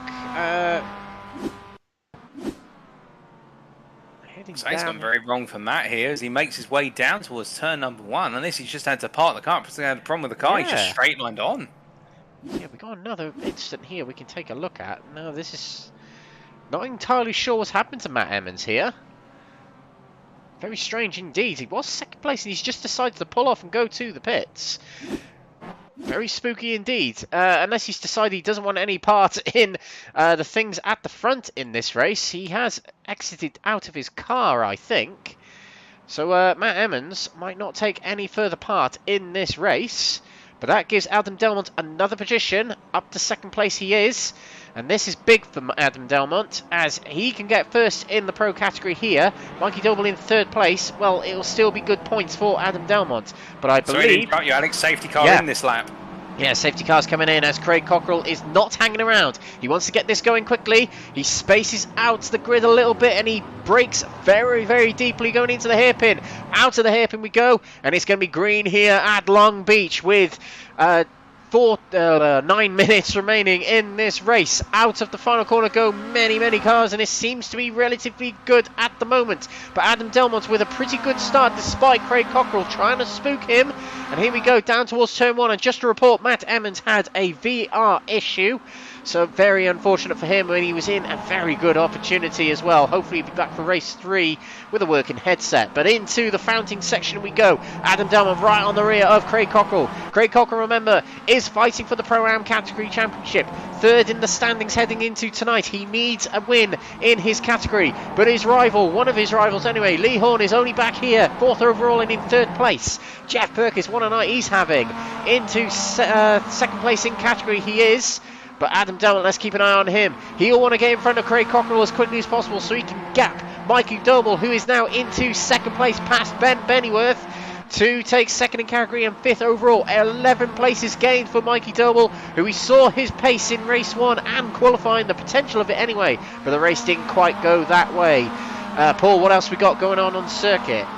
So a little bit further down, we've got David Whitehouse coming up through the field as well. The AM driver up into P11 and continues to build up some momentum, and he's finding his way on through. But beyond that, I think we do also have Liam Mcnealy and William Chadwick. They're trying to recover their way up through the field, and you can actually see Chadwick there a little bit further in the back of the camera, battling with Maurice Henry and also John Burnham. So it is the case we see that a little bit of a concertina coming into the hairpin, and it is Craig Cockrell who's been passed here as we look to the camera, and Adam Delmont. Well, my goodness, you're going to do it at any corner. He looks through 90. You can see Craig Cockrell losing the rear of the car for the initial part of 9 and into 10, and Adam Delmont just simply siphoning the car, and Jeff Perkins tapping the back of Craig Cockrell very hard there indeed. And I think it's the case that with that, Adam Delmont's going to run away with proceedings. So we see Lee Horne here looking for the move on the inside. He can't quite find it this time, but Lee Horne knows it's not too far away. A potential win here in the Prime class in race number 2 as they run through the fountain. But you can see now Mikey Doble slithering all over the back of Lee Horne here, and Mikey Doble will know that there is only a 2-second gap to Adam Delmont, and he cannot afford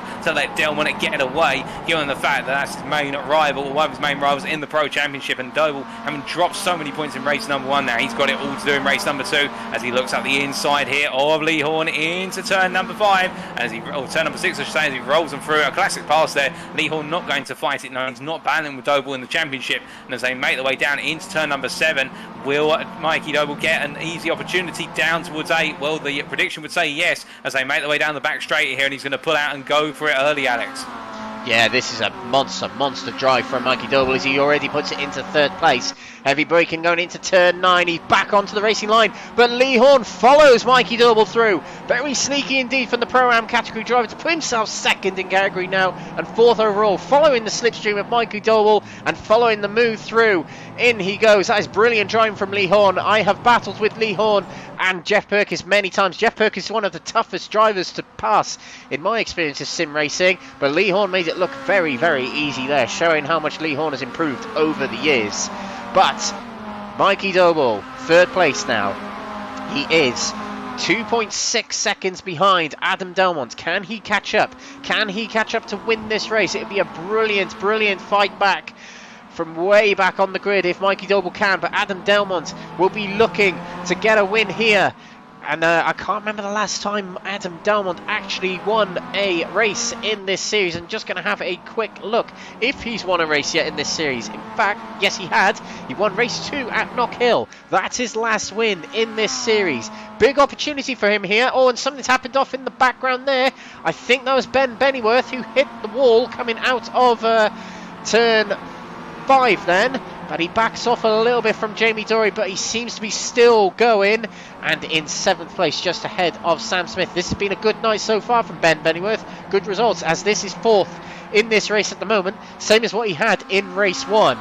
Meanwhile, at the front, Delmont pulls away from Cockrell. Cockrell's dropping back, and Mikey Doble is not getting much closer on this lap. But Cockrell stretched to a 2nd behind, but is still more than a 2nd clear of Mikey Doble. Plenty to go on in these final 4 minutes, though. A safety car could throw a spanner in the works. It could, in fact, a safety car come out right now. It could see us behind the safety car to the very end of the race at this point. Time will tell. Just looking a bit further back there, Jeff Perkins under a huge amount of pressure in P5. The Pro-Am driver struggling out of the head. Now, I think, in fact, it was a tap from the rear of Jamie Dory, and Maurice Henry battling side by side here with Liam Mcnealy as they make their way down out the hairpin. Now, what happened here exactly? Well, that's John Burnham. If I don't get my names confused here. John Burnham making his way through 9. Maurice Henry a little bit sideways and goes for it very late. But to be fair, Burnham saw it coming, and, well, that is... I've got to say, Alex, that's phenomenal. I've never seen a move like that in a long time at Long Beach, and the two of them making it out safely. And now the drag race down towards turn 1, and it was the case that Maurice Henry still was not able to find his way past John Burnham. And Burnham, despite the fact he started P3, decided to start from the pit lane in the end, whether it's his own choice or not, that's to be debated. But Burnham coming alive here, and the Pro-Am driver showing the defensive masterclass of a pro. Absolutely brilliant battling from these two drivers. Very close going through turn 5 there, but Burnham able to hold up Maurice Henry at the moment, really obscuring his progress at the moment. Meanwhile, towards further up the road here, we've got Higgins versus Mcnealy. Mcnealy and his teammate Chadwick that is Chadwick battling with Higgins. These two Fordzilla drivers trying to catch back up as they were caught up in the safety car, causing incidents on the opening lap of the race. Chadwick is back into 10th, and Mcnealy is trying to move on Higgins Senior here into turn 9, and he gets it done. Through he goes, and now he can catch back up with his teammate to get themselves back into the top 10. Full reverse grid for the final race of the night for those who finished the race. But David Whitehouse, just switched to David Whitehouse here. He is spun going through turn 5. It's not been his night, has it, Paul? No, David Whitehouse really has been in the wars with this circuit so far. It's not working out for him. Paul Scott's faring a little bit better in race number 2. He's currently P16 and P1 in the AM class as he makes his way across the time number 3 wide there for a brief moment coming down to turn 1. That's Sam Smith trying to go around the outside of Ben Bennyworth through 1, and behind Jeff Perkins staying out, but he knows he's not battling with 2 pros here as they go side by side into 2, and they make it through just about.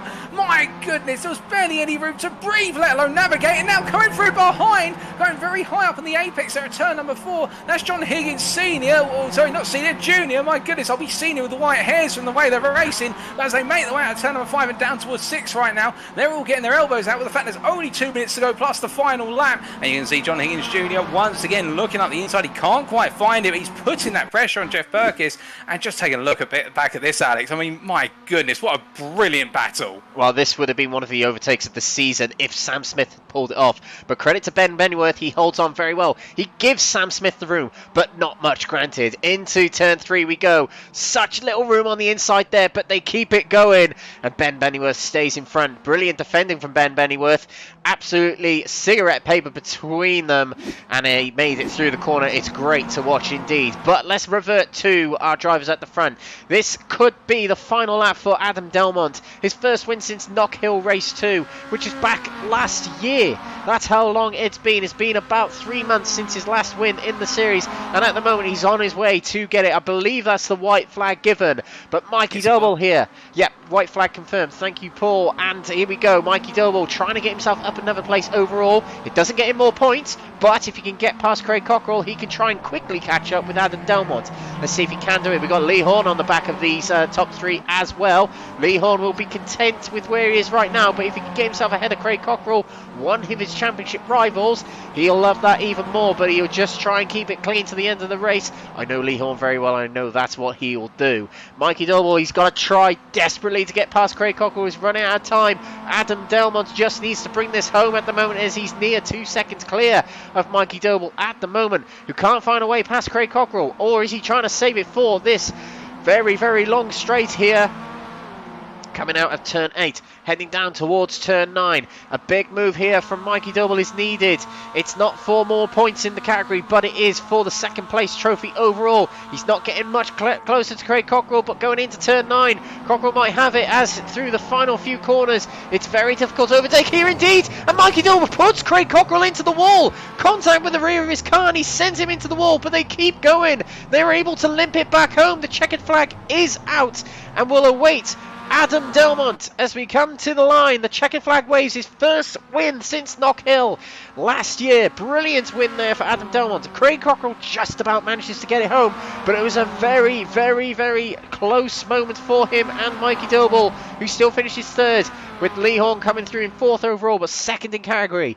3rd place in the category for Jamie Dory, 5th overall, and 3rd place in the category of the Pro-Ams. It's Jeff Perkins again. What another great drive for him. Paul Scott will come through as the winner of the AM category. It's 1-1 to him and David Whitehouse at the moment in this round tonight. But Dave Whitehouse did not finish the race. Whether it affects him on points, I'm not entirely sure, if I'm honest. But a win, much needed win for Paul Scott there. But Adam Delmont, a race winner again here in NXTGEN Racing, his 2nd win of the season, and considering he's 2nd in the championship, Paul, it feels like a long time coming for this win. Oh, indeed. I think Adam Delmont will be giving himself a pat on the back and thinking, finally, at long last, it's the case that we are able to prove that we can pick up wins once again. And it's the same for Craig Cockrell, in fact, the Simtech Racing Gold driver, who has not been absentee as such, but it's been the case the results haven't gone his way. But a superb drive from both Adam Delmont and Craig Cockrell, and really both drivers who are up towards the top end of their respective classes. And I think this will give them that little bit of boldness, that little bit of confidence to know they can end their championship seasons on a high, with this being the penultimate round and they still, after this race, of course, have 2 more races to go. We've got 1 more race tonight, and then we have got the Super Endurance race next time out at the Nurburgring at Nordschleife. But what a race here. Race number 2, of course, we did have that safety car earlier on with the major incident at the fountain, but it was the case that once we had settled things down and got the track cleared, some fantastic racing action. And, well, I'm going to say this now, Alex, that battle... Well, the incident here, first and foremost, which we saw, we're looking back at Liam McNealy here involved in the incident, and it was very unfortunate how this all occurred, and just a little bit of over-enthusiasm there from the driver behind, Jordan Higgins Sr. coming in a bit strong. But you can see Mikey Doble here literally threading the needle and staying clear, and that's how he gained so many places staying out of trouble. But this was a disaster to behold, but then it led to some fantastic racing, and the best part of it, of course, was Sam Smith versus Ben Bennyworth into the fountain. I mean, that for me, that has got to be the overtake attempt of the season, and the most respectful moment of racing I've seen on iRacing today. Yeah, I'm just trying to find a replay of that. It was a very, very good attempt indeed. Didn't quite happen. It's not quite going to make iRacing's monthly highlights, but very good racing indeed. Very good respect between the two drivers, most importantly. Just trying to find it as we get... there's a lot of incidents in this race, clearly.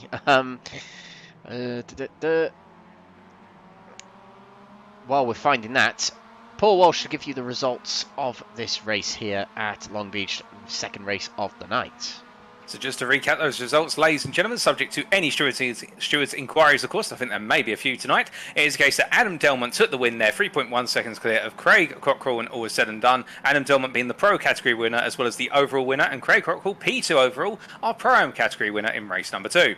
Mikey Doble completing the overall podium there, P3, P2 in class. Lee Horne, P2 in the Pro-Am class, P4 overall. And then Jamie Dory completing the overall top 5 and the Pro podium.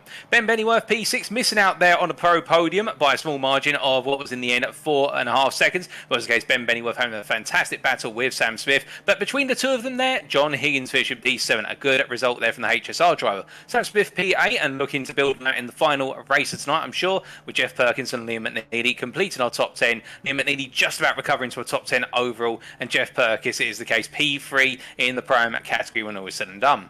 William Chadwick P11, he'll be looking to try and improve upon that in race number 3 with Matthew Addy, John Higgins, Maurice Henry and John Burnham completing our top 15. And then it's Paul Scott P16, and it is the case a winner for the AM driver, and as Alex was saying earlier, tying up the score between himself and David Whitehouse, one winner piece in the AM class tonight for the pair of them. Nigel Stott P17 and Matt Emmons P18. David Whitehouse not finishing on the lead lap in the end, P19, and Rob McGregor finishing a lap down, P24. The Pro-Am driver, who of course was our winner in race number 1. How the tables have turned, but that will mean, I think it will be the case that he'll be starting on pole for the final race, if it is the case that we do count back a lap with that all reverse grid. But those are your results of race number 2. And unfortunately, I can't find that overtake attempt with Ben Bennyworth and co earlier, but very unfortunately, we can't bring that back to you. Rewind to about 10 minutes into the last race to watch it all live.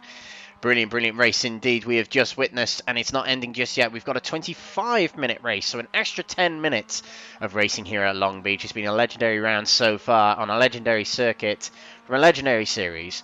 This is the MX-5 Cup by NXTGEN Racing. We'll be back very shortly for race 3 of the night. Don't go away, ladies and gentlemen.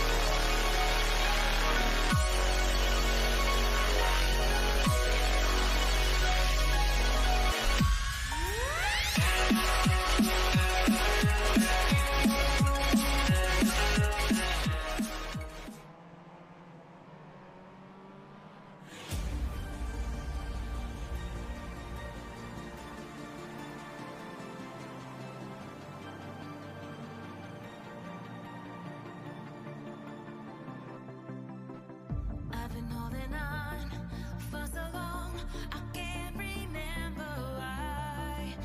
The fire's gone, I'm all burnt out, the embers have gone dry. I don't need your love,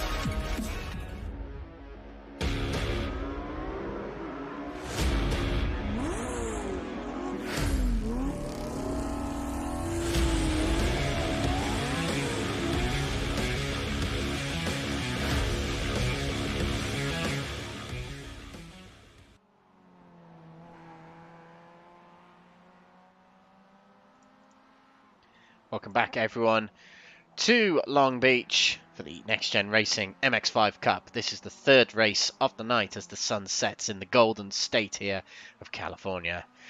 We've got 25 minutes of racing coming up very shortly, and so far we have had 30 minutes of racing that's been very, very exciting indeed, particularly race 2 there, where we saw nearly one of the greatest overtakes in sim racing, and we saw a pretty big incident in the very same corner, the infamous fountain corner, which you can see in the foreground here.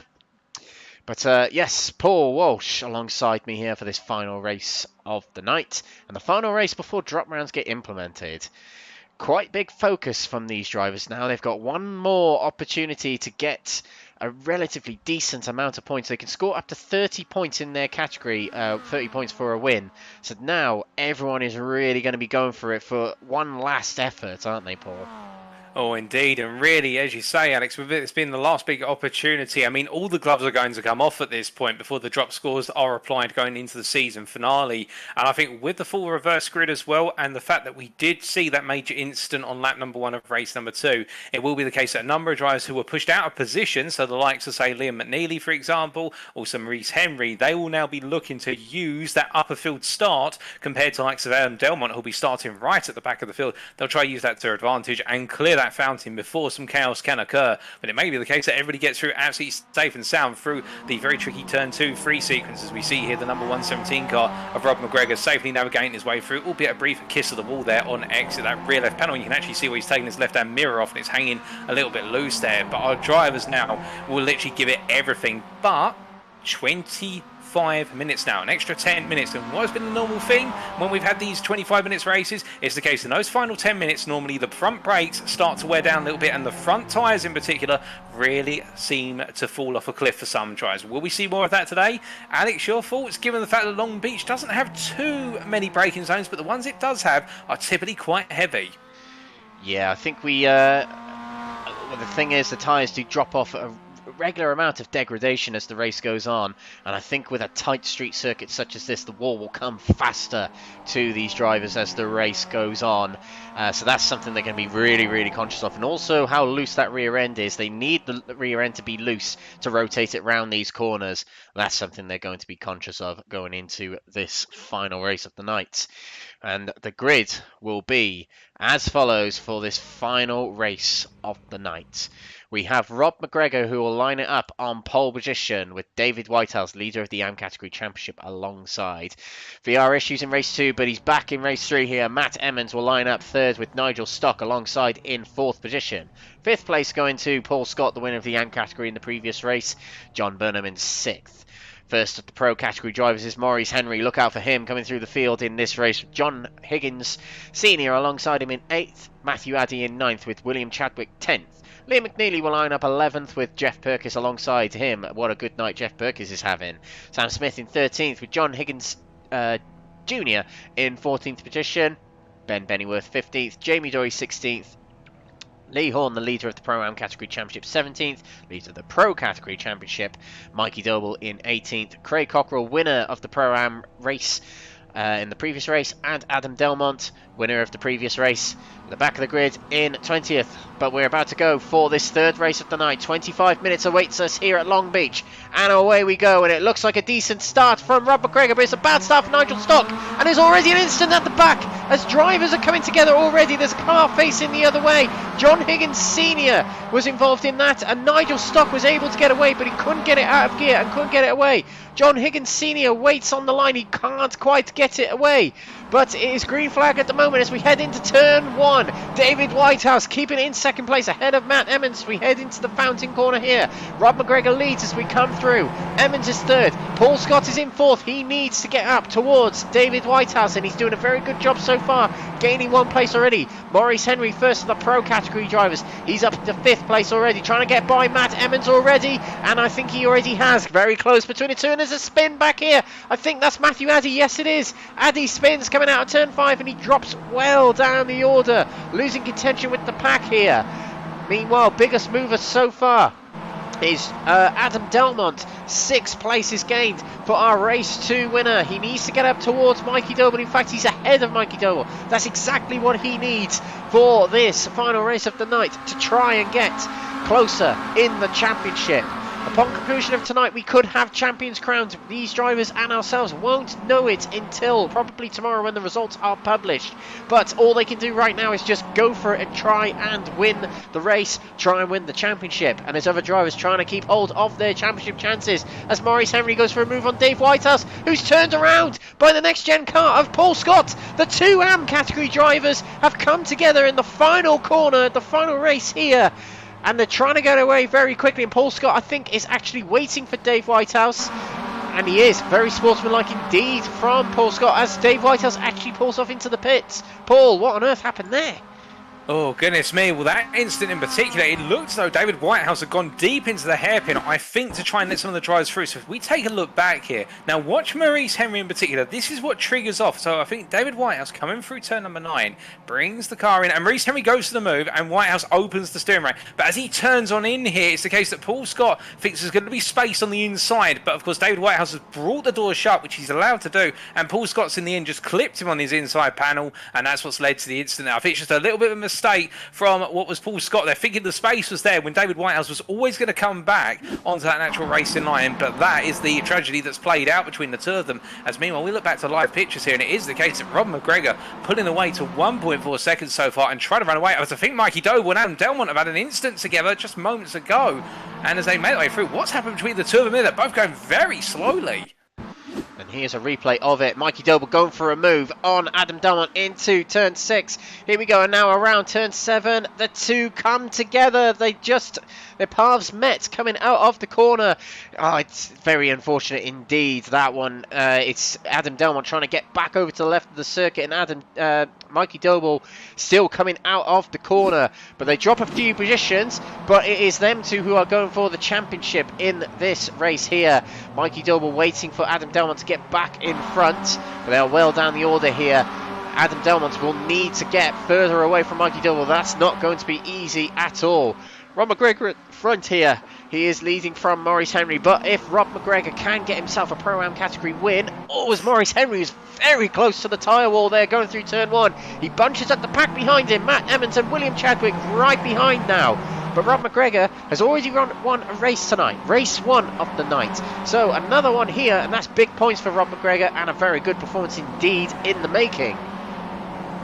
Oh, indeed, and as they make their way through turn number 5 and up towards 6 now, Maurice Henry just making that little mistake there. I'm wondering whether these walls are just starting to close in a little bit for him at the moment, because it's been the case. He hasn't made too many natural of his own mistakes, but that one really the first notable mistake he's made of the night under his own influence. And as he makes his way down to 7 right now and see pit 5 about this mad scramble, looking free wide into turn number 7. John Higgins Jr. in the mid, and they all make it through. John Burnham on the outside, Jamie Dory on the inside, who continues to hold the inside as they make their way down towards turn number 8. They come roaring free. You can see Lee Horne tucked in behind Jamie Dory and giving him the push along here to say to him, you can politely make your way along good turn as they make their way into the braking zone. Lee Horne tucks up the inside of John Burnham and gets the move done. And my goodness, well, I never thought I'd see 3 wide through turn number 7 here, and they've managed to do it as they make their way into the hairpin, and they all settle down once again. But it is the case that Lee Horne wasted no time, and we just look back here. I mean, Alex, have you ever seen this?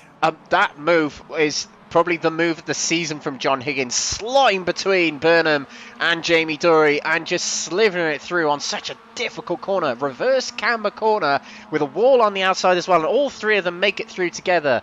That is brilliant. That is one of the best overtakes of the season. Take a bow, John Higgins Jr., as he moves his way into 7th place. 7 places gained for the number 8 driver here in the, it's not HSR Racing, it's MSR Racing.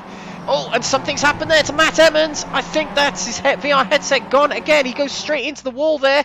And let's take a quick replay of that. It might have been the headset going again for poor Matt. Round the fountain we go. All seems fine at the moment. Oh, no, he hits the wall. He hits the wall coming out of turn 3. And he decides to call it. He puts it into the tyres. And he decides to revert to the pits. A bad night for Matt Emmons indeed. But hopefully we'll see him back firing on all the cylinders again at the Nurburgring.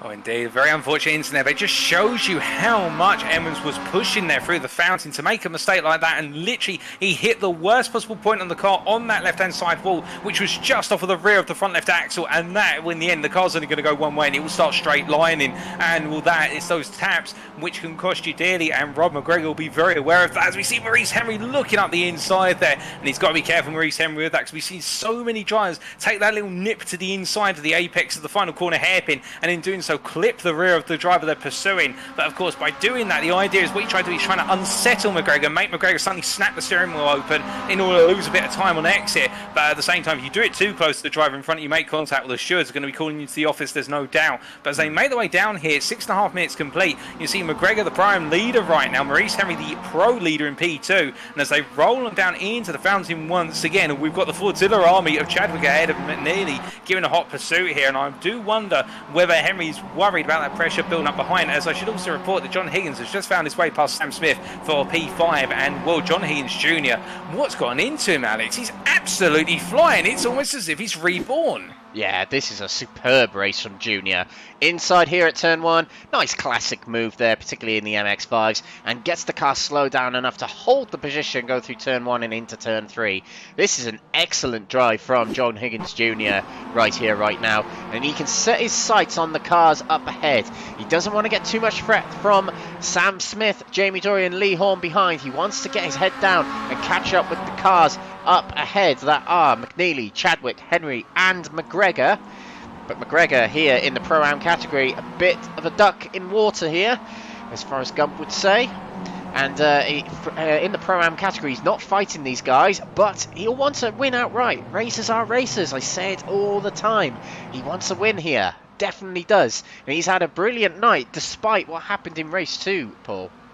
Indeed, and right now as he continues to push on at this point, it really is the case. They've got a long way to go, and I think for not just him but all the drivers around him, they've got to pace themselves right now. This race is going to feel a long one, and particularly as the sun's setting as well, that doesn't help as well. It gives you that sort of sleepy vibe in the end in terms of the fact that you're coming towards the end of the day of racing, and that lulls you into a mistake as coming out, well, in the pit lane right now as Chadwick hits the wall there.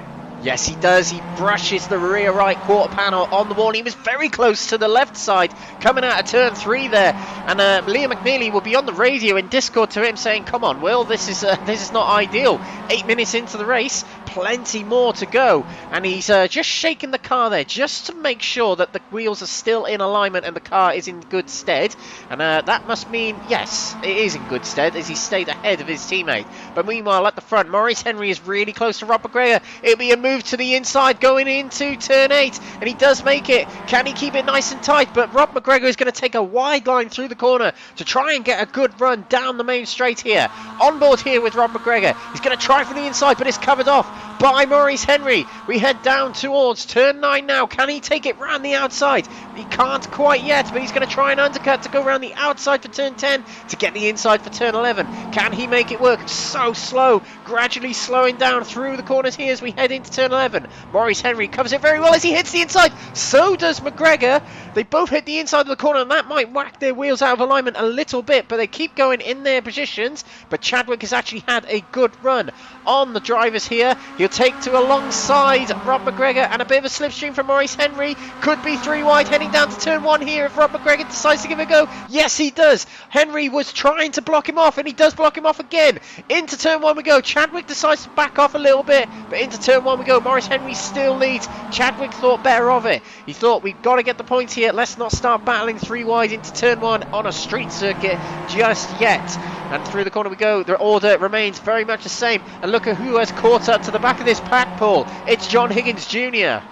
Oh, goodness, being with the battle, and also Jamie Dory not too far behind Sam Smith and Lee Horne as well. Well, I think Rob Mcgregor right now, he's going to be looking at that timing sheet soon and thinking to himself, silly fool, it should have been the case, don't fight. As we can see, if it's the case, Mcgregor goes for the move there. Very late. Well, he doesn't want to be the fool. He goes for it and takes it. What a move. That was incredible. Such late braking going into the 90-degree left-hander there. Look how far back he's come from. And I think Maurice Henry, it just looked like he backed off the throttle there. But brilliant from Rob Mcgregor. Absolutely brilliant. He's back in the lead of this race. And look at the crocodile of MX-5 as we head down towards turn 9. Maurice Henry is in trouble here. Something's happening to him.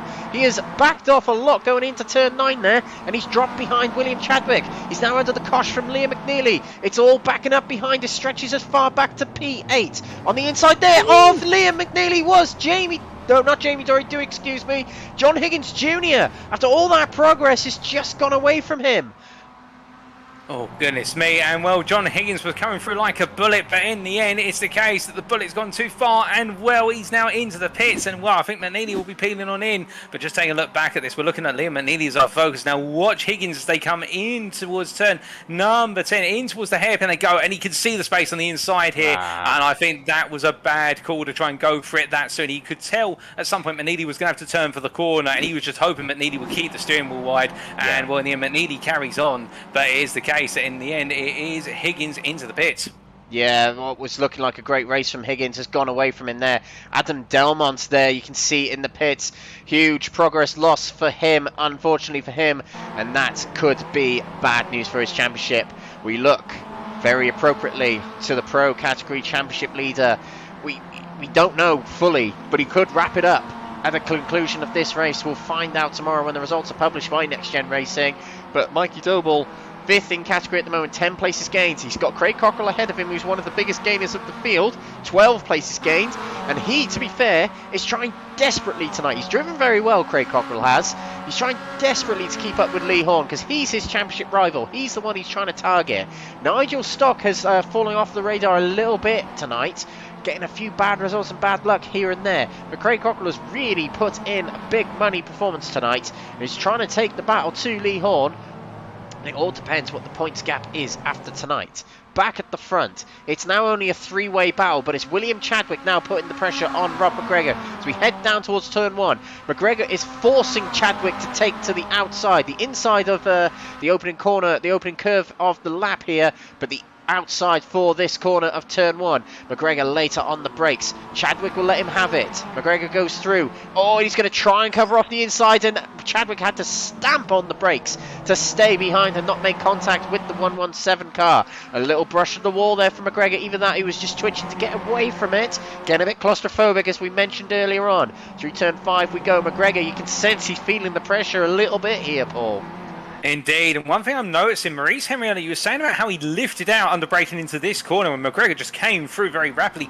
I'm wondering whether Henry was trying to look for a cutback there, but got caught shy, and that's what Chadwick was doing into turn one. He lifted off really early, about 150 metres early, and just surged through the corner, but of course, he got the door shuttered in by McGregor. McGregor was allowed to do so, but that's what I think these pro drivers are doing. They know McGregor is very fast here. He's really on the pace right now. I mean, their last lap times are 34.1 and a 34.2 from the trio, and as a result, that's not too far of a leader's pace in qualifying. And well, with this in mind, I think the pros really think here they've got a driver who's willing to show them that he's got pro class credentials as well. So they made through turn number 9 and into 10, into the hairpin they come. You could just see it. McGregor is literally on fire. He's keeping that car dead on, and every time he's under pressure, he knows where to put it, and they've got to find a way through. They've got to find a way to take the pieces into the pits to the next gen machines. Yeah, Jamie Dory and Lee Horne. Lee Horne, leader of the Pro-Am Championship, he's in the pits. Are we having fuel gate again like we did at the beginning of the season, Paul? That's the instant thought that's come to my mind. Are we seeing drivers come into the pits due to a lack of fuel? I'm not entirely sure. But the two next-gen drivers tactically in the pits for one reason or another. Matthew Addy also in the pits. All next-gen drivers. Now, this is very odd, although you can see immediately there, it's Jamie Doran and Lee Horne leaving together. Unless they feel that the tyres aren't going to make it the distance here and they're deciding to change tyres. Well, no, they can't have been because they would have been up on the jacks. That's fuel going in the car. Perhaps they're worried about fuel. Perhaps we have got a fuel gate situation, Alex. Yeah, we have, yeah. Well, let's see what happens to the rest of these drivers. There's another element to add to this race. To be fair, it's good practice for next week because the 2-hour endurance they've got next week at Nordschleife in these cars, they're going to have to practice fuel strategy and tyre conservation for next week's round at the Nordschleife. Of course, it's a very long lap indeed, so they'll have to time their pit stops just perfectly as well. But all remains to be seen next week. It's going to be very interesting, a very different kettle of fish, sort of similar to what you get on Wednesday nights here on Next Gen Racing with the GT3 League that our boy Paul does commentate on as well. We've got the Proto GT3 League coming up very, very shortly, starting in April. I might be doing a few rounds in that, and here we go. Yep, it's fuel gate yet again. Rob McGregor pulls off to the pits. He'll take his fuel on now. He'll take no tyres, presumably, but this now promotes William Chadwick into the lead, and drivers will have to take fuel in this race, it seems. The setup equipped on these cars for all drivers, they all have the same setup, similar to what we had in the A1 Formula Series years and years ago, if you can remember that. I do. But, yeah, there's fuel not quite enough for these drivers, so they're going to have to pit. It's good practice for next week, as I mentioned, Paul. But, yeah, similar to what we saw at the start of the season. Indeed, and what this will now do, this will really spin the race on a dime, because for William Chadwick, for example, or for Mikey Doble, who we're looking at here, what they've got to think about is, with regards to their pit stop, is they're going later than the race leader, Rob McGregor, so they've got to go for the overcut here. It's Rob McGregor's in the pits an awfully long time. I wonder if he's assigned too much fuel to go into the car. Still in the stall. This could be game over for Rob McGregor. What was looking like a decent race for him. Oh, as Jamie Dory hits the wall going through turn 1 just then. But Jamie Dory at the moment is the leader of the people who have pitted. So he's our marker at the moment. And we've got to keep an eye on other drivers. It's bunching up a little bit here. Chadwick, Henry and Doble. Again, Henry has backed off the throttle and let through other drivers. As you can see, the glowing brake disc from Mikey Doble.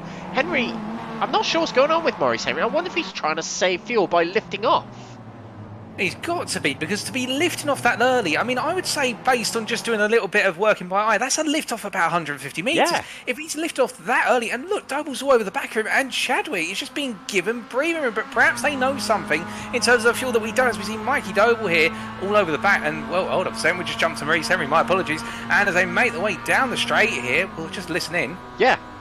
He's dipping the clutch. He's dipping the clutch trying to save fuel. That's what he's trying to do, and he's letting through Sam Smith as well as Mikey Doble. But if he can save enough fuel to get it, if he's confident he can get it to the end, that'll be big. That'll be big for Maurice Henry in this race. I think Chadwick is trying to do similar, however. Well, I'll say this, if Chadwick's doing it in a similar fashion, he's got a much better technique in terms of maintaining the speed through the course, because Maurice Henry is having a noticeable slowdown, whereas Chadwick, just listen in. Yeah, there you go. Look at this bit, they made their way into turn number 6. Dips the clutch again. and he's just letting through Mikey Doble. Mikey Doble will be thinking, nope, I've not got anything to lose. I'm just going to go for it here. Particularly as Adam Delmont has been in the pits as well. He'll want to play the same cards as Delmont, not the same cards as Chadwick and Maurice Henry, who are not his championship rivals. Heading down towards turn 9, Chadwick is adamant to defend this, trying to slow up the drivers behind him here, but also trying to save fuel at the same time. Maurice Henry's dropping back as well, presumably because he's backing off quite a lot for these corners here. Into the final corner we go. Let's see if anyone heads into the pits now. No, yeah, we have. Sam Smith heads into the pits. No one else of the top 5. Liam McNealy doesn't go into the pits. Let's see if anyone else does. No one else does by the looks of it. This is a very strange race indeed, Paul, and we've got 6 minutes left. We've got, side by side, Mikey Doble and Chadwick here. Oh, indeed, as they make their way down to 1. I mean, Chadwick really wants to hold track position. You see Craig Cockrell there coming through very quickly. And as they make their way into the fountain here, Doble, I think, getting frustrated as he's all over the back of Chadwick. But I think Doble, I mean, if he's going to be pushing this hard, surely he's got to come in for even a tiny bit of fuel. And if Chadwick pulls this off in terms of going the whole race distance without putting the fuel in the car, that is going to be absolutely phenomenal right now, because this is completely turning things upside down. And as they make their way into turn number 6 here, another lift off as he just rolls the car into the corner here. The aggression has gone from Chadwick's driving. The aggression has gone. He is saving fuel but coasting into these corners. That's what he's trying to do. But my question is, we can't really tell. Can you save enough fuel doing that? I mean, you can save quite a bit. I know on my when I used to run a manual transmission car on the roads, I used to do a lot of fuel saving in the car by simply just dumping in the clutch or rolling kind of very high gear. Mikey Doble going for the move here into turn number 8. It goes through, just gets it done with the rear coming loose over the curve, and they go side by side through 9. Oh, goodness me, and Mikey Doble's going to hold that inside line as Chadwick looks to cut back, and he goes to the cutback and he gets it done. And that's a drag race to the start-finish line here. As we can see in the background, that is Cockrell coming into the pits. It's the case of 3 pros as they make their way across the timeline. They've still got 4 minutes to go. They've got uncertainty about fuel, and now they're not giving in. Both of them want this win so badly. Mikey Doble to potentially wrap up the championship, for Chadwick to take the win for Fordzilla, so he hasn't done yet. And as they make their way into turn 1, Doble gets that inside line, goes very deep. He doesn't make the mistake of race number 1. And as they come up towards the fountain now, it's Chadwick all over the back of Doble. And of course, at Chadwick at this point, if he is continued to fuel save, he can fuel save slightly in the draft there. Yeah. But Mikey Doble, they make their way down the straights. Yeah, he can. He can save a lot of fuel sitting behind Mikey Doble here, which is why I was wondering why he was defending so hard, presumably trying to slow up Mikey Doble. But this is strange tactics indeed from Maurice Henry and William Chadwick as he takes to the inside, trying to threaten Mikey Doble. Presumably his brake discs are glowing up on Mikey Doble's. Chadwick's are not, which that's an indicator that Chadwick is not putting in as much energy into this car to make it go quicker. He is just merely hanging on to the back of Mikey Doble through the slipstream as Mikey Doble pulls out to try and get rid of that slipstream. Chadwick's alongside as we head towards turn 9. Into the corner we go, and might we have a side-by-side moment between the two drivers again. Through we go, and Chadwick is held up behind Doble. Round turn 10 we go. Oh, and there's a little bit of contact on the rear there. And he'll try the undercut going through the hairpin. Oh, as Mikey Doble gets stuck on the inside. Chadwick trying to get him going again by bumping the rear. And here we go. Doble pulls off into the pits. Now's the time. Now is the time. We've only got a few laps remaining. Chadwick and Maurice Henry. Maurice Henry, by the way, takes the lead of the race here with Chadwick having to go slow up the hairpin. These two might be able to make it to the end. I think there's 2 laps to go, including this one. Can they make it? This is going to be very, very interesting end to this race indeed. Let's get a quick replay of that final corner incident. Mikey Doble guarding the inside. He just went too tight on the inside here and got it caught up on the wall whilst Chadwick was trying to get an undercut here. You can see he goes out wide. He's trying to take a late apex, but Doble's car is in the way, stuck on the wall. And they get away safely, but Maurice Henry just slices through the middle here. And that's the moment Doble thought, right, now is the time to pit. With the loss of track time there, he decided then to pit. Doble is heading out of the pits now. Past him goes Smith. Past him goes Cockrell. He's lost time out on track, has Mikey Doble. Ahead of him goes the two Simtech cars of Smith and Cockrell. And Delmont is behind, and he heads into the wall. Straight into the wall goes Adam Delmont, pushing too hard, trying to keep up with his championship rival. Let's get a quick replay of that to see it again. Here we go, heading down the main straight here. We can see Mikey Doble on the right. He'll just about appear ahead of us shortly. And Adam Delmont just went too hard into turn one. Again, he did it in race one, I believe. And that will give him heavy damage on the front of that car. And that might put a lot of this championship outstretched for him, Paul. Oh, indeed. And for Delmont, I think that is the damage that will do his day in. As meanwhile, Chadwick and Henry continue to fight. They go on to the final lap. Yeah. And these cars must be starved of fuel as they go across the line.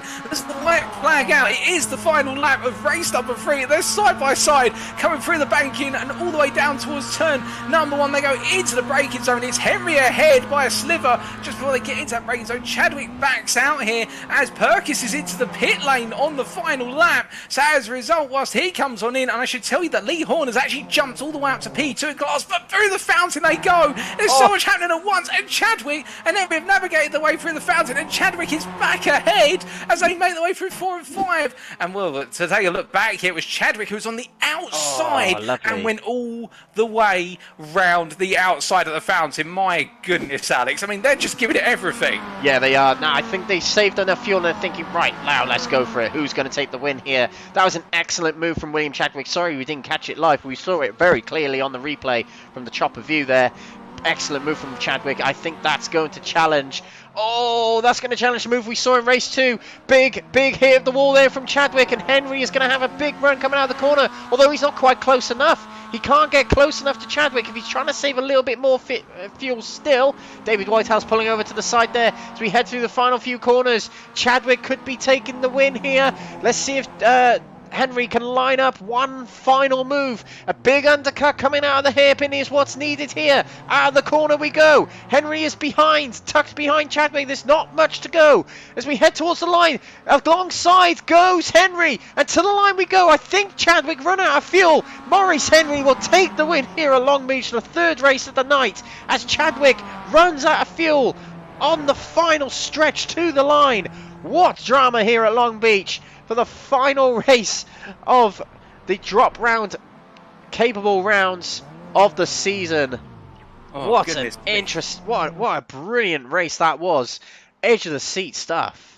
Indeed, but I think we need to take a look to Lee Horne, who's going to come across the line, your winner in the Prime class very shortly. And here he comes, ladies and gentlemen. He is your winner, P5 overall, P5 in the Primes. And in the end, he did pit to take on the fuel, and it's worked out massively, because in the end, he jumped ahead of Craig Cockrell and Matthew Eddy to complete the top step of that Prime podium. Fantastic drive from him. David Whitehouse finished ahead of Paul Scott when all was said and done in the AM class. And, well, I can tell you one thing right now. If you wanted a race that triggered anxiety, this was it, because the fuel anxiety in this race and the amount of battling is absolutely sensational. And well, you can see here right at the end, I mean, Chadwick pulled over to the right. He tried to squeeze Maurice Henry, but he's just got no fuel left. You can see there he's just not able to go up through the gearboxes aggressively, and Maurice Henry just ran to the distance. And well, I think Chadwick must be absolutely gutted. Look how he was dipped the clutch through the corner then, and listen, you can hear the car splitting there, and then he steers to the right to try and block off Henry, who had just enough fuel to make it to the end. And there you go, it splurts across the line. Chadwick had just run out of fuel that final moment. I think he used a little bit too much fuel too early on that final lap there, and Henry timed it to the very, very last moment. Absolutely a brilliant driving from them drivers at the front there, and we saw a brilliant move from Chadwick as well on Henry through turn 3 on that final lap. Wow, indeed. I need to lie down.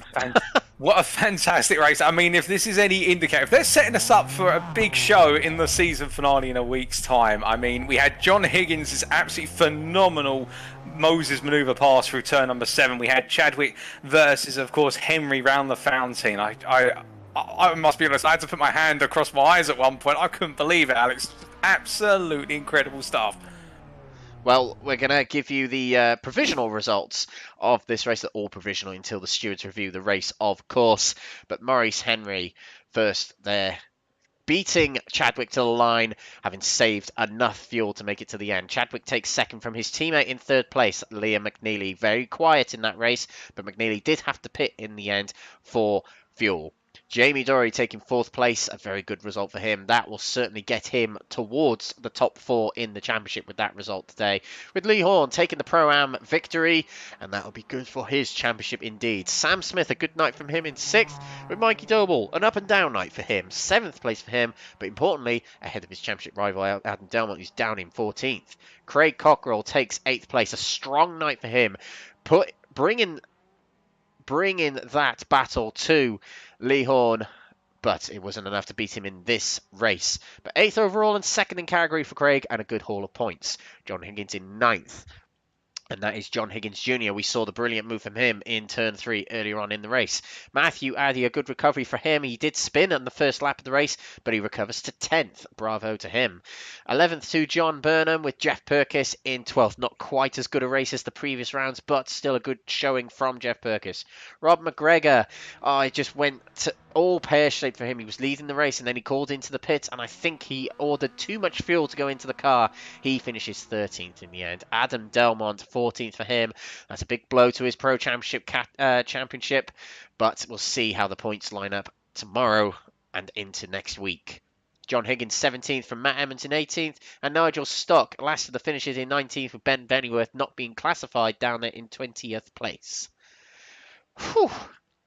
Well, let's have a little bit of a recap, Paul, before we have some post-race interviews. Arguably one of the most interesting yet exciting races we've had of the season so far. Indeed, I mean, that race 3, okay, we had the fuel situation. It'll be interesting to hear, because I think I can tell you that Lee Horne's already in the interview waiting room, and he might have an idea of whether it was the case that the fuel wasn't quite set as expected, alternatively, it was the right fuel, but there was just a worry about the fuel range, and therefore the anxiety. But what an interesting dynamic throughout the entirety of the race, whether you pushed and had to take on that fuel, alternatively, you had to just simply coast all the way around, and in the end, it was the coasters who brought home the wins. And, well, it just adds to what was already going to be a fantastic recipe of racing. We've had plenty of great racing in races 1 and 2, but race 3 just upped the antes. In the end, it was all about, do you push or do you wait and play it safe? And in the end, it was a case that Maurice Henry played his cards absolutely perfectly and nailed it spot on. But to be fair, credit to Lee Horne as well, making that pit stop early with, of course, his next-gen fellow racing driver of Jamie Dory. And the two of them used that early pit stop and just soared up through the order. There we go. And that is a round off of a brilliant meeting this has been. We are going to hopefully pull in Maurice Henry, although he's deafened himself at the moment, so he might not be able to hear us. But Maurice Henry takes the win in that final race. I mean, Maurice, talk about dramatic finishes. That one is up there. Was that part of your L plan, or do you think you got a little bit lucky on that finish there? What was that part of the script? Well, yeah, first of all, we got on the grid. I didn't know anything about it. I was actually in a Discord with Liam. He was like, oh, I don't think we have enough fuel to get home. And it was with Chadwick as well in the Discord. And from then I just realised, all right, so the plan from then was to just try and save as much fuel as possible. As we started to do laps, as we were driving, we were doing calculations, and we sort of calculate that we can make it, but we would have to save like quite a lot of fuel. So I was managing my fuel quite a lot. Sometimes I was dropping back like all the way to 3rd or 4th, I think it was, in my lowest point. I think just that bit of compromise that I did just gave me just the extra couple of litres to have on Chadwick just to pull him to the line, because if it wasn't for that, Chadwick would have had me. But I mean, just down to the fuel saving, I managed to just save enough. Yeah, well, it all came down to that final lap. Chadwick just went guns a-blazing on that final lap, but it still seemed that you were a little bit more conservative on that final lap, which might have made all the difference. But how much of this is practice for next week, do you reckon, going into Nordschleife? Now, I'm not fully aware of the capacity of fuel in these cars, but how much of this do you think will be practice for next week's 2-hour endurance at the Nordschleife?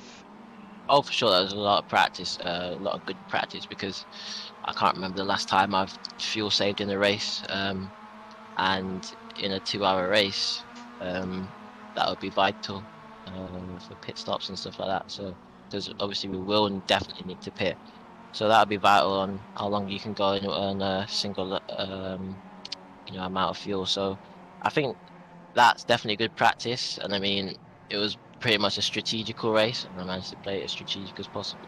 And, yeah, I'm happy with that. I'll take that win. Absolutely, you will. That gives you a tally of wins this season of 3 wins this season. Now, next week is just one race, one big long endurance. You're not fighting for the championship. You're fairly low down because you've only attended 4 rounds, including tonight. But what is your plan of approach for next week? Are you just going to go for it, or are you going to be a little bit conservative around the main championship rivals next week? What's your plan for next week? Well, funny enough, I'm actually testing at Brands Hatch on Monday in Genetic Genius. So, but the race is at what time is the race? Is it 8? 8 o'clock. 8 o'clock is. So I mean, I'll have to make that step on it. I might get there just in time, but if I can make it, the plan will just be, to try and end the season on a high. Of course, I'm going to be more cautious around people that are fighting, but I'm just going to manage my own race as I've done this race. Just manage my own race and focus on myself, and hopefully end the season on a high. Excellent stuff. Now, before you head off, Maurice, have you got anyone to thank who might be watching? Friends, family, fans, sponsors, etc.? I'd like to actually thank you guys for hosting this. I think it's a good platform to be able to come, have good, exciting racing, close and fair, but still have fun. So, yeah, thank you to you guys. Oh, thank you very much. Well, the thanks goes over to Jamie Dory and the NXTGEN GAN as well for that. But thank you very much, Maurice, for entertaining us in Race 3. Race 3 winner, congratulations, and we'll hopefully see you next time at the Nordschleife. Thank you. Yeah, thank you. And there we go, Paul.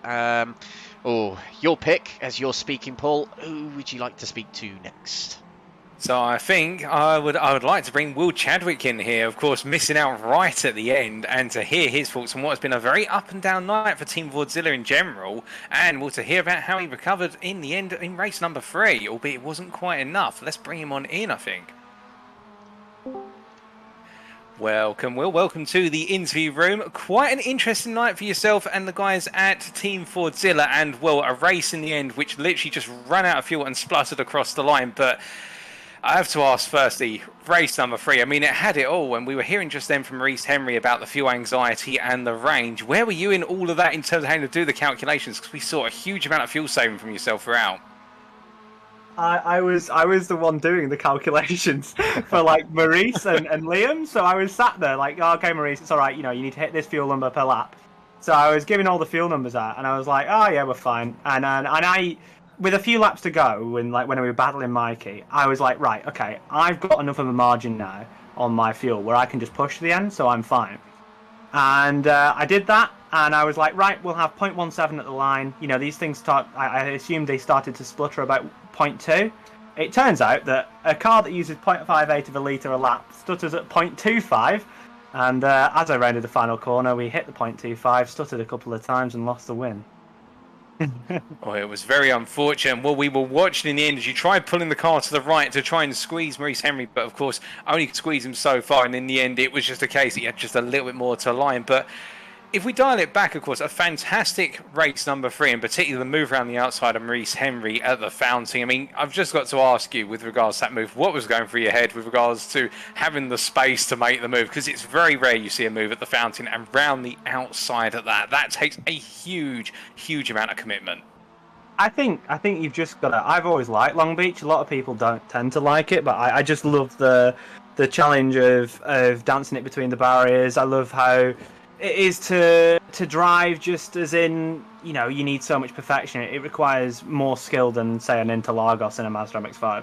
And I just kind of sent it around the outside, gave him as much room as I could. There was a little bit of a netcode touch, but, sometimes when you've spent the entire race running at a reduced pace, you sometimes forget how fast you can go around corners, and I just kind of sent it. I think Maurice just took a little bit too little speed, and I managed to pull the move off, but it didn't end up mattering in the end anyway.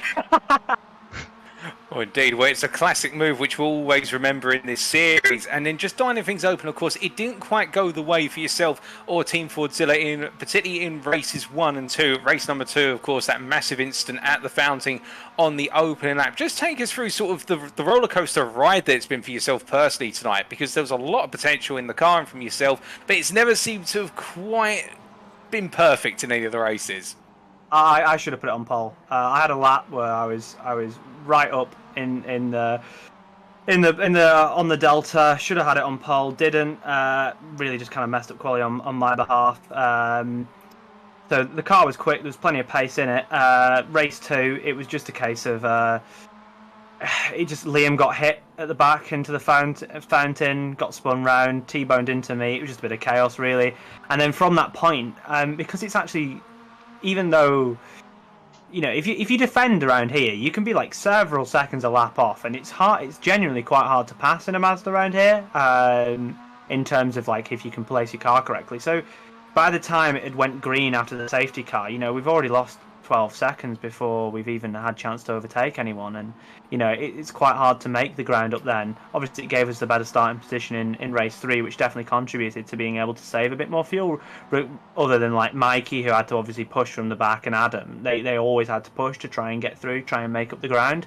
However, you know, just trying to support Liam, and I think, if I'm not mistaken, is Liam within 180 championship points now going into the final round? So theoretically, the championship's still on for Liam.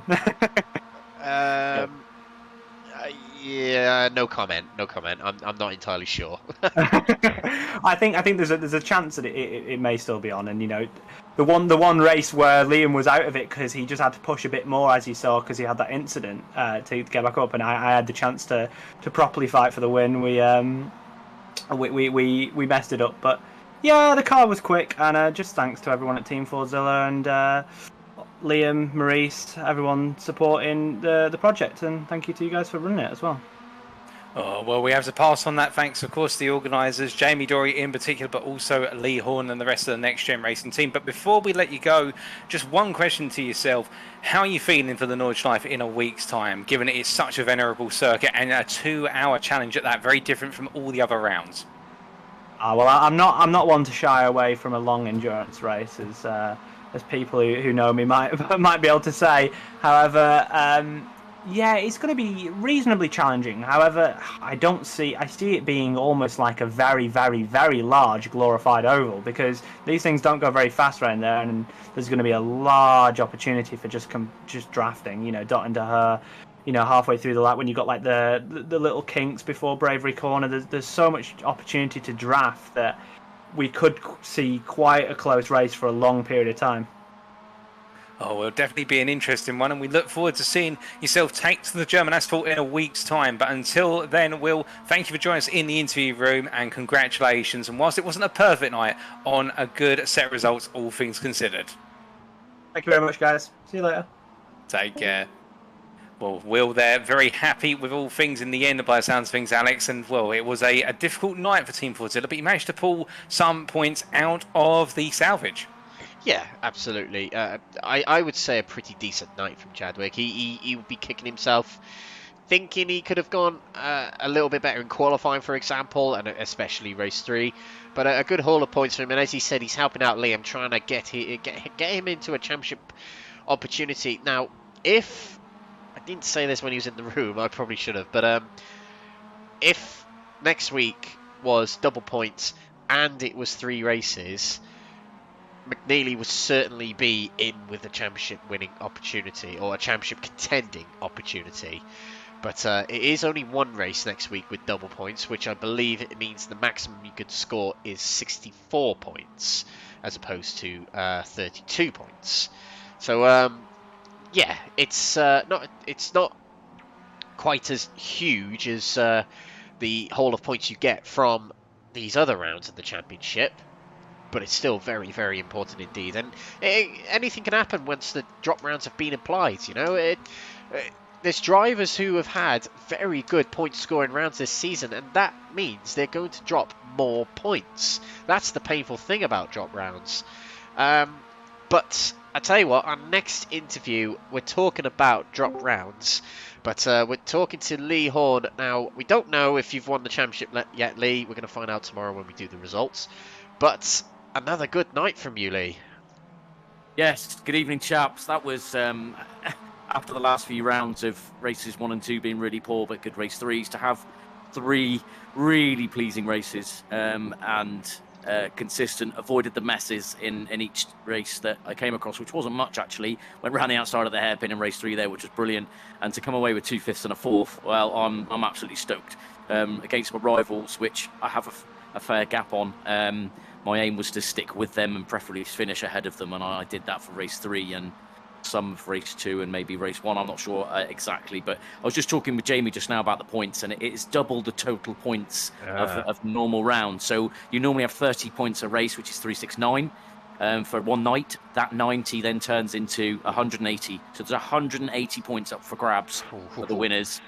For next week, so it's double the 3-round score for the 1 2-hour enduro. So yeah, a lot to play for still, but obviously we've got drop rounds to add on now after this race, which obviously will all become clear, and it'll make it for a really interesting round next week. Yeah, absolutely. Now, I've seen you drive the Nordschleife many times, and you've always gone well there. What about in the Mazda for next week, Lee? And with the pressures of the championship now, we've seen you tie up a championship very recently at the Nordschleife, granted in touring cars, but that seems to be your track. How are you feeling heading into that final round right here, right now? Well, it's very nice of you to say it's my track. Somehow I think there's lots of people that think it's probably their track as well. I do enjoy the Nords very much. I like you say, I loved it on Race Room. I sealed my championship there recently in the touring cars with Crest and NXTGEN, which was brilliant. And yeah, in the Mazdas, I have turned a few laps with Jamie, must have been towards the beginning of the season. And it's very much flat out in these cars. Yes, there's some twisty stuff. You've got to do a little bit of lifting, obviously a bit of braking here and there, but it's a flat out track with these cars. So it's a hell of a lot of fun, very much on the edge. And yeah, I'm really looking forward to it. It will be a race of attrition, of course, being the 1 2-hour endurance. But as you guys probably saw just then, there was an unintentional accident causing the pit stops for the final race. But it sort of really mixed that final race up brilliantly, because I was trying to save fuel with Jamie, funnily enough. Even though he's not in my class, we were trying to work together. And we were fuel saving quite early on, thinking, let's see if we can squeeze this out. And then when we realised it wasn't going to happen, we dived in. And then I couldn't quite hang on to the back of Jay, and Sam Smith was catching me with Craig, obviously my rival, and I'm like, oh, I need to keep this, keep it in front of them, and managed to hold it to the end. So yeah, all in all, brilliant night tonight. Really looking forward to North next week in the final round, and hopefully securing the title. Excellent stuff. We're very much looking forward to it indeed. Brilliant season so far, Lee. Which race has so far been your favourite? Well, to be honest, after the last few rounds, which have been, not so good, I've been unfortunate. I've got tangled up in other messes, not my own mistakes. The first half of the season was good, and I pulled out some good performances. But because it's the freshest in my mind, and I'm just getting over what was either a variance of COVID or one of the most horriblest, nastiest viruses I've ever had. Because I'm at day 12 now. I was bedridden for 4 days. So last week in the Mazdas, I really struggled to just even race.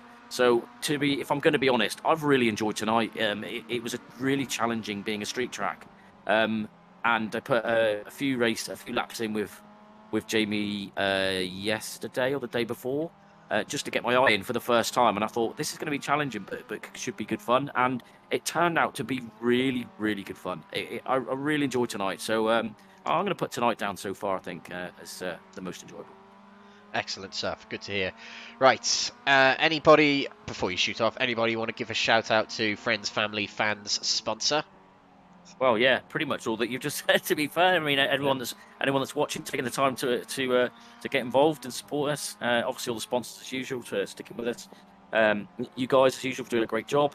And I'm going to give another shout out to Jamie. He probably gets lots of shouts out from me, to be fair. But I helped him out, and he helped me out tonight. Just a bit of supportive teammate work, which I think helped with the confidence, as well as helping me get my eye in yesterday or the day before. So yeah, thank you very much.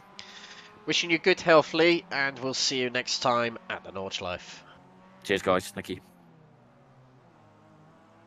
There we go. And we have got time for one more interview, Paul. So I think there's only one person we should interview at this point.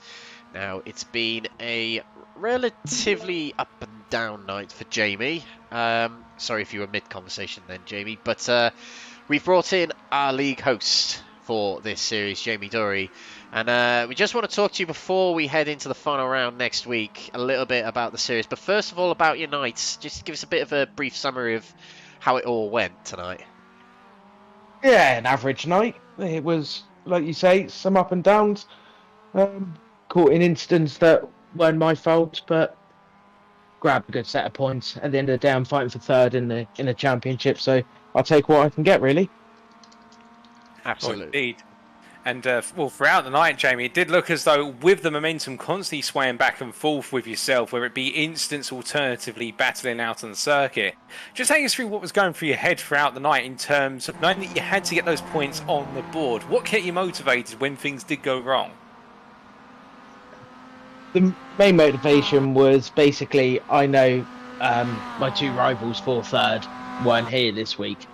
So obviously just trying to take as many points away from them going into the final round, and hopefully the double points and everything will work to my advantage. Oh, indeed. And, well, we saw three very different races tonight in terms of the first of the two 15-minute sprints. Race number one was one that didn't have too many, it didn't have any major incidents, but had some incidents out on the circuit. And, well, it was a very, relatively stable race. Then race number two, of course, that huge incident at the fountain. And in race number three, of course, with the big fuel conundrum, it was the case that some drivers going all the way with a huge amount of fuel saving, and others, and we heard from Lee Horne there, working together to try and save some fuel, but also come into the pits. Yourself and Lee being a great example of doing that quick short stop. With the three races being so different to one another, how do you sort of settle into each of those races, and particularly race number three, where it was that unpredictability of have we got enough fuel to get to the end or not? Well, it's being truthful, it's a case of wing it. Each race we obviously I take individually, seeing where I am, where I expect to be, and what actually happens. With regards to the fuel, myself and Lee were close together, so I didn't have much challenge from behind. We were trying to fuel save work together. I don't think we saved enough and realised too late that we were a lap too short. So yeah, it's just a case of with the deck of cards you get given, really. Oh, indeed. And well, taking the cards that you're given and, well, doing your best with the cards you have in your hand, picking up some good results tonight. And now looking ahead, of course, to the season finale in a week's time, the legendary Nurburgring and Nordschleife circuit, and 2 hours of racing around there with up to 180 points up for grabs. How are you feeling for the challenge? I like the Nurburgring. It's always been a bit of a nice track for me. But then when you're in a league like this and you've got some insanely fast guys, you never know what can happen. Next week, hopefully, we'll get some of the bigger names, shall we say, back, and a few extra drivers coming for a one-off, obviously going forward in the future. So we should have a really strong grid again and some good battles throughout, because the Mazdas will stick together, provided mistakes aren't made. Let's talk about the future for 1 minute, Jamie. I might get a very firm answer of no, but have we got any plans for a future season here on Next Gen, either Mondays or another night? Yeah, so basically I can confirm, obviously, on Mondays this will be continuing into a second season, just because of the racing it brings, and it's just a great series to be a part of, whether you're new to sim racing and can drive a car, or you're insanely quick. It caters for all, and you can have racing with anyone, really, providing you keep it clean. Thursday something will be announced very soon.